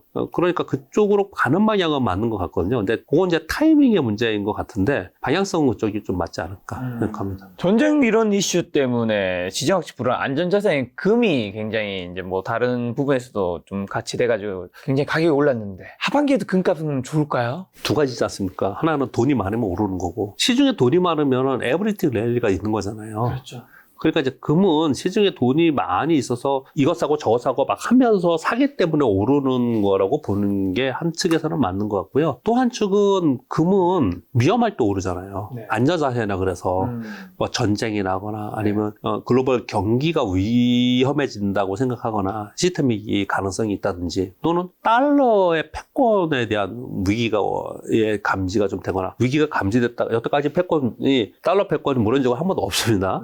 옛날 빼놓고요. 아무튼 달러 패권이 되고 난 이후에요. 그런데 그런 것들이 나타났을 때만 이제 어떻든 금이 반칙도 했다가 그 다음에 금은 원위치 하지는 않잖아요. 내려왔다 또 한동안 주춤하다가 오르고 막 이런 식으로 좀 움직이잖아요. 근데 지금의 현재 금의 가격을 봐서는 만약에 여기서 더 오른다면은 이럴 때 오르겠죠. 지금 말씀드린 것처럼 시스템 위기 가능성이 있다. 그 뭐 내년도에 뭐 자산 버블 붕괴가 있다. 뭐 이런 얘기가 되면은 돈들은 아주 극도로 안전자산으로 갔지 않습니까? 그러면 금 가격을 추종하면서 떠받칠 수 있는 뭐 그런 모멘텀이 좀 될 수 있을 것 같은데 그렇지 않고 일반적인 상황에서 지금은 돈이 풀려 있는데 이 돈이 풀린 게 정상화되는 과정에 간다면 결국은 모든 자산에 끼어 있는 버블들은 조금씩은 다 빠지지 않을까요? 라는 게 제 생각입니다. 자, 그럼 하반기에는 예금, 뭐 채권, 주식, 금, 달러 요즘 가격이 좀 많이 회복했었던 코인 여러 자산 중에서 어떤 자산 좀 포트폴리오 만들어 가야 될까요? 일단 포트폴리오를 여러분 다 아시다시피 포트폴리오는 스페이스 포트폴리오잖아요. 그러니까 공간이 달라야 되지 않습니까? 그러니까 미국 시장하고 우리 시장 유럽 시장 이렇게 이건 공간이 다르잖아요. 그리고 금 시장, 코인 시장, 주식 시장, 채권 시장은 다르잖아요. 다르게 분산을 만약에 하시려면 분산을 하시는 게 맞고요. 예를 들어서 한국 시장에 대형주, 소형주, 중형주, 코스닥, 코스피를 섞어서 놨다. 이건 포트폴리오가 아니에요. 그렇게 포트폴리오 하지 마시고 공간의 포트폴리오를 하시는 게 만약에 정말 내가 포트폴리오 할 수 있는 능력이 있고 자산이 된다면 그렇게 하는 게 맞다라고 저는 생각을 하고요. 이 중에서 하반기에 좀 어느 게 좀 그래도 더 좋게 보시나요? 저는 올 하반기만 보면 계속 주식에 나눠서 미국도 그렇고 우리도 그렇고 근데 미국하고 우리하고 비교해보면 좀 이렇게 보시면 될 것 같아요. 우리가 왜 안전하게 뭐 SK하이닉스나 현대차나 아니면 은행주, 국민은 KB국민이나 이런 데 좀 사놓고 전체에서 내가 1억을 투자한다면 1,000만 원, 2,000만 원치는 또 지금 움직이는 막 테마 종목도 사고 이 정도는 생각하잖아요. 미국 시장하고 우리 시장하고 비교해보면 어떨 것 같아요? 똑같은 거 아니에요? 미국은 삼성전자고 우리는 중소형주고 시장이. 그런 개념으로 본다면 전체에 그렇게 좀 안정적으로 움직일 수 있는 주식 시장에다가 비중을 싣고 우리 시장에서 만약에 투자를 한다면 우리 시장에서는 상대적으로 규모가 하지만 중소형주에 투자하는 이유가 뭡니까? 수익률이죠. 중소형주에 투자할 때는 수익률을 훨씬 더 높기 때문에 하는 거잖아요. 높은 수익률을 바라보고 하는 거지 않습니까? 그럼 우리 시장에서 우리 시장의 안정적인 주식을 찾으려고 하기보다는 우리 시장에서 성장을 바라보고 높은 수익률을 업사이드가 높은 주식에 투자하는 일부를 하는 게 저는 더 맞지 않을까. 주식만 바라보면서 그렇게 생각을 좀 하고 있고요. 그러니까 하반기에는 저는 뭐 그렇게 길게 한다면? 시장이 그럴 것 같지는 않아요. 길게 보면 저는 전체가 그렇게 좋아 보이지는 않아요. 좀 저는 데일리 방송을 해서 그런지 아니면 뉴스를 봐서 그런지 제 마음속에는 굉장한 스트레스가 있습니다. 안 좋아질 것 같아요. 아, 시장이요? 경기도 그렇고 시장도 그렇고 뭔가 너무 한쪽으로 자꾸 치우치는 그런 느낌을 너무 많이 받아서 좋지 않은 순간에 올 거라는 생각이 많이 들어요. 그래서 점차로 시간이 가면 갈수록 안정적이거나 아니면 보수적으로 가려고 생각을 좀 바꾸시면 어떨까. 하반기 시간이 가면 갈수록. 그러니까 제가 만약에 아까 그 반도체에도 보여드렸잖아요. 만약에 고점 찍고 꺾이는 모습이 나타난다면 올 연말이나 내년 1분기? 분기? 뭐 이렇게 될 가능성이 있지 않을까라고 굉장히 조심스럽지만 그런 생각을 좀 해보거든요. 그래서 올해 안에 하반기만 본다면 하반기에서는 주식을 봐야 되는데 우리 시장 내에서 주식 시장을 바라본다면은 저는 두 가지 키워드를 말씀드리고 싶어요. 하나는 반도체고요. 하나는 밸류업이에요. 밸류업에서 하나 또 말씀드릴게요. 안정적으로 아까 질문 주셨기 때문에 그 말씀드린 겁니다. 만약에 어디에 투자하면 조금 더 안정적이겠냐 이 말씀 드리려고 하는 건데요. 우리나라는 밸류업 프로그램이라는 이런 것들을 처음으로 시도하는 거예요. 그래서 지금 불협화음도 많고 뭐 안 좋은 얘기도 많고 그렇지 않습니까? 그런데 뭐 안 될 거라는 회의감도 많고 근데 이거 처음 나왔을 때 제가 뭐 여러 차례 이런저런 방송에서 말씀을 드렸는데 여기에 대해서 큰 기대를 갖고 뭔가 화끈하게 되고 이렇게 됐으면 좋겠지만 그렇게 안 된다 하더라도 이것은 나중에 장기적으로 볼 때 굉장히 중요한 올해 한 해가 될 겁니다 라고 저는 생각을 해요. 왜냐하면요 우리 시장은 되게 웃긴 게 특히 코스닥이 그런데 어떤 섹터가 굉장히 각광을 받으면서 막 그쪽에 자금이 쏠림이 일어나잖아요. 그러면 저기 뭐 보이지도 않았던 어떤 주식이 시가총액이 막 올라가고 막 10조씩 오르잖아요. 그럼 시가총액 상위 종목이 되잖아요. 그래서 그게 지수를 올렸다 냈다 해요. 그 섹터가 또는 그 종목이. 그러다가 얘가 시들어지거나 나중에 보니까 별거 아니래. 그러면 얘가 막 빠지면 아무리 뭐 경기고 뭐고 안 해. 그냥 그것 때문에 지수가 빠져요. 되게 가볍고 뭐라고 표현할까요? 너무 가볍고 등락이 심한 변동성이 심한 시장이잖아요. 그걸 나쁘게 표현하면 뭐 옛날에는 뭐 냄비 시장 이런 표현까지도 막 했어요. 그렇게 시장이 안 되고 안정적으로 되려면 꾸준하게 롱텀으로 가져가면서 롱텀 자금들이 펀드 자금들이 들어와서 끌고 갈 수 있는 즉 연기금 자금 우리나라 연기금 아니라 해외 연기금 미국의 연기금 노르웨이 연기금 우리나라 투자합니다. 그런 자금들이 끌고 갈 수 있고 그리고 개인 투자자들도 끌고 가면서 세제 혜택도 받고 배당 받으면서 꾸준히 갈 수 있는 주가가 빠진다 하더라도 안 팔아. 왜? 빠지면 더 좋지 뭐 배당 받는데 배당은 계속 받을 거니까 나중에 오를 거니까 이런 자금들이 탄탄하게 있으면 얘가 밑바탕을 탄탄하게 해주면서 그 사이에 종목들이 테마에서 막 올라갔다 내려갔다 하더라도 지수는 큰 움직임이 없을 거란 말이에요. 그렇게 정도는 만들어질 개연성이 있다라고 좀 생각을 하거든요. 그럼 뭘로 그걸 만들어질 거냐? 밸류 프로그램에 세금에도 공청회 한다고 그러고 말들 많고 맞싸우잖아요. 그 싸움에 뭐 직접 우리 동참하지 말고 어떻게 되나 보고요. 근데 반드시 될 것 같은 게 몇 가지가 있어요. 일단 배당 소득세 관련된 것들이나 그리고 일단 이 BM 벤치마크 지수를 만들어서 연기금이 그걸 추종하게끔 만든다든지 이런 몇 가지 안들은 비슷비슷하게 지금 어느 정도 뭐랄까 합의가 되는 것들이 좀 있거든요. 이런 것들을 감안해 보면 답은 어디서 나오냐면 결국은 우리나라는 PBR이 낮은 게 뭐 PBR이 오르고 이런 게 아니고 우리나라는 여전히 배당 성향이 높은 배당주가 갈 수밖에 없어요. 왜 그런 건지 설명드릴게요. ISA 계좌가 활성화될 개연성이 되게 높습니다. 왜냐하면 전 세계가 그랬고 특히 일본이 그걸 성공했기 때문에 이걸 현 여당에서는 밀어붙일 거고 그리고 여기에 대해서는 민주당에서도 반론의 여지가 그렇게 많지는 않아요. 이 부분에 대해서는. 그래서 이 ISA 계좌의 활성화를 분명히 시키면서 세제 혜택도 주고 이런 게 분명히 나올 건데 이게 나왔을 때 여기에 들어오는 자금들은요. 돈을 벌기보다는 세금을 피하려고 들어올 돈이 훨씬 더 많아요. 세제 정책 때문에 들어올 가능성이 더 높거든요. 그러면 세금을 이게 배당이나 아니면 이자를 받았을 때 세금을 피할 수 있는 계좌로 들어온 거기 때문에 여기서는 시세 차익을 막 크게 노리는 것보다는 안정적인 배당을 줄 수 있는 기업에 투자할 가능성이 높습니다. 거기 들어올 돈은.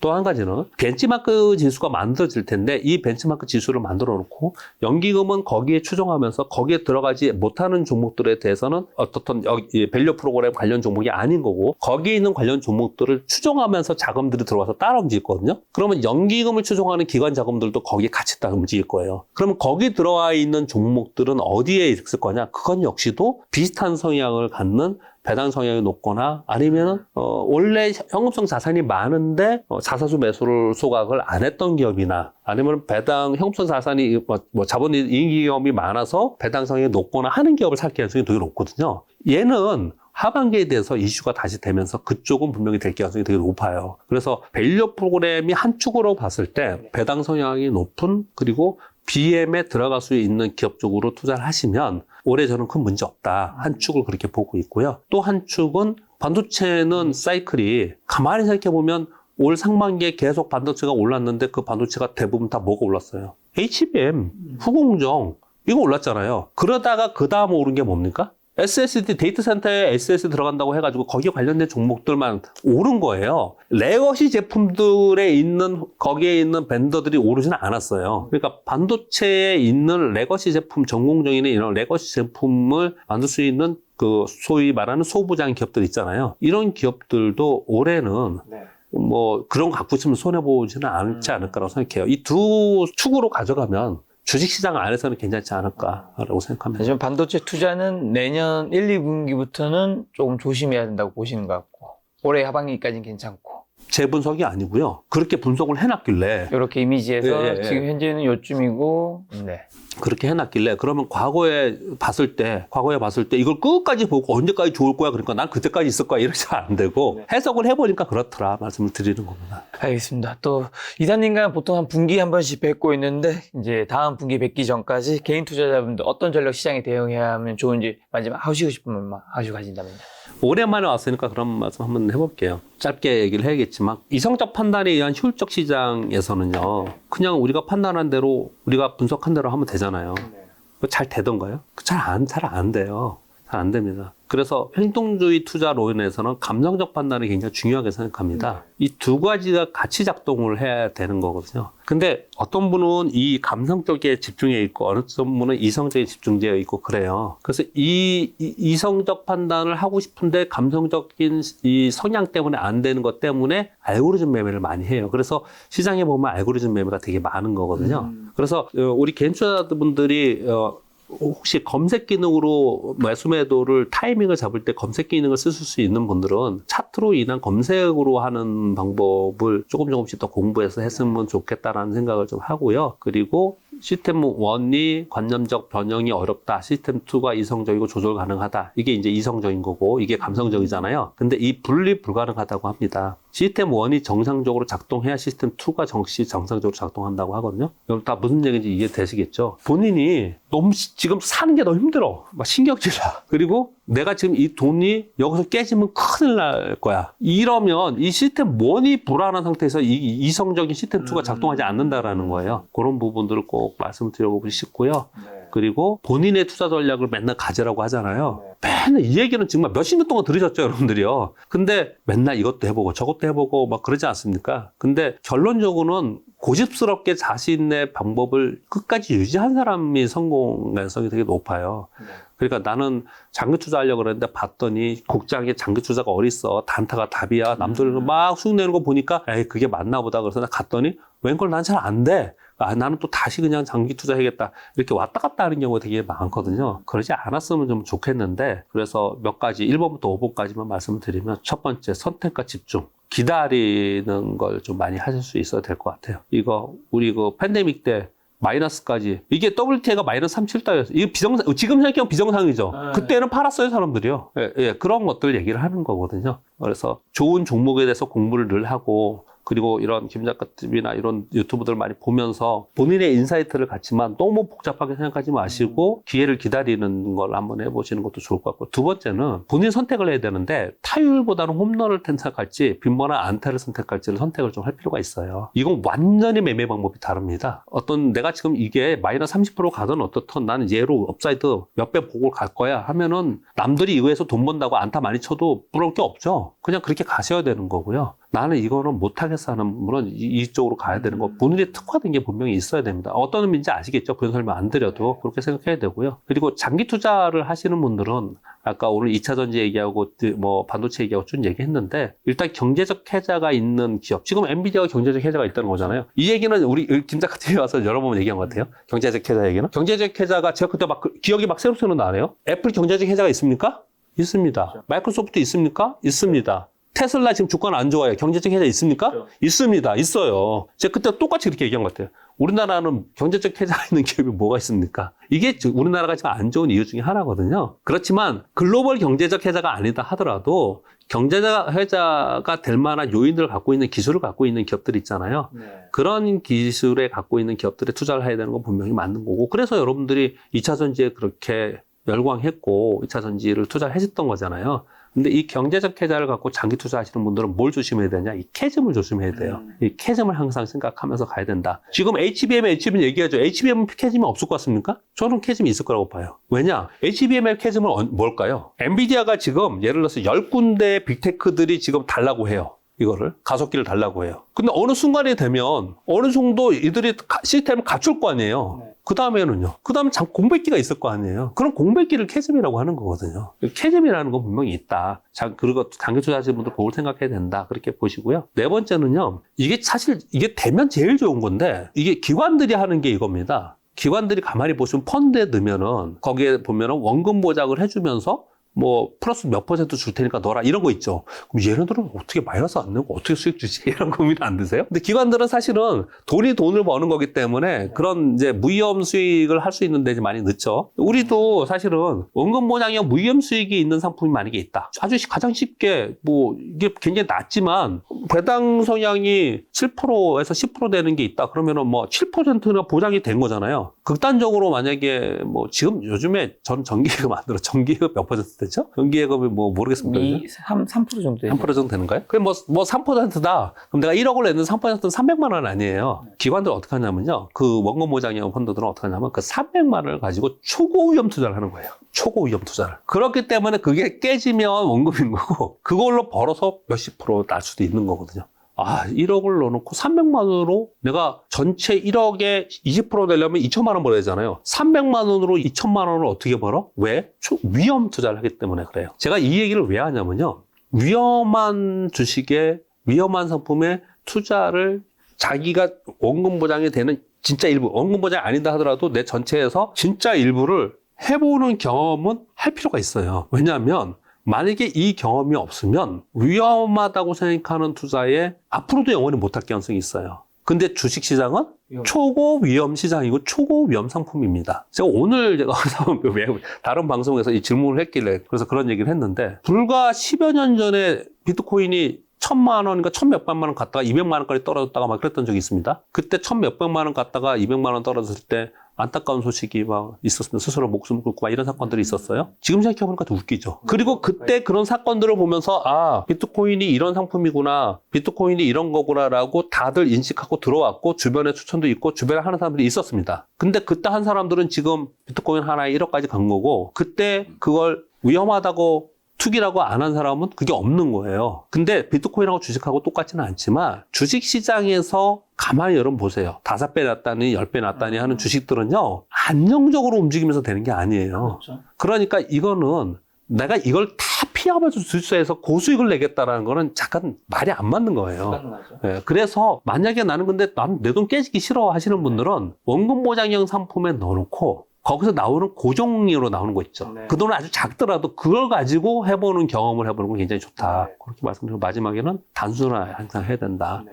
오늘 서두에 그 말씀을 좀 드렸는데 너무 많이 공부를 하시는 것 같아요. 그렇죠.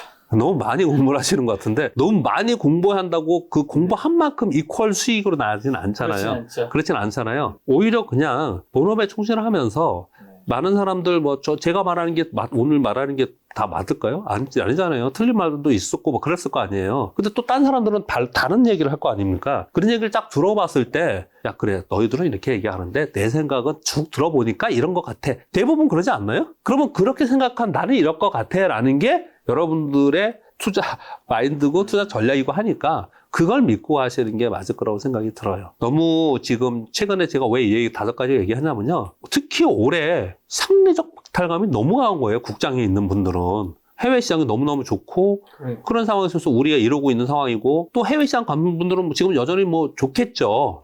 근데 또 그것도 계속 영원히 좋은 건 아니잖아요. 그런 것들을 할 수 있는 성향과 방법들을 생각해 봤을 때 결국은 이러이러한 5가지 정도의 내가 어떤 선택을 했을 때 그게 되는 거지. 그냥 나는 국장 안 되니까 미국 가봐야지. 미국 하다가 그래도 국장의 수익률은 또 좋다니까 이런 식으로 시장을 쫓아다니면 안 되지 않을까. 그런 생각이 올해 많이 들더라고요. 네, 이사님이 마지막 5가지 투자 조언을 바탕으로 많은 분들이 투자가 좀 더 심플해졌으면 좋겠다는 생각이 들었고, 이사님 초반에 말씀해 주신 것처럼 한국 증시가 다음 분기 때 뵐 때는 조금이라도 좀 더 올라서 지금 정상 지금 지수는 2,900 아니면 3,000이었어야 되는 그 말이 그 위치에 왔으면 좋겠다는 생각이 드네요. 그렇으면 좋겠습니다. 네, 오늘 만난 이사님 박백창 이사님이었습니다. 지금까지 여러분 소중한 시간 함께 해주셔서 정말 감사합니다. 오늘도 김 작가였습니다. 고생 많으셨습니다. 예, 감사합니다.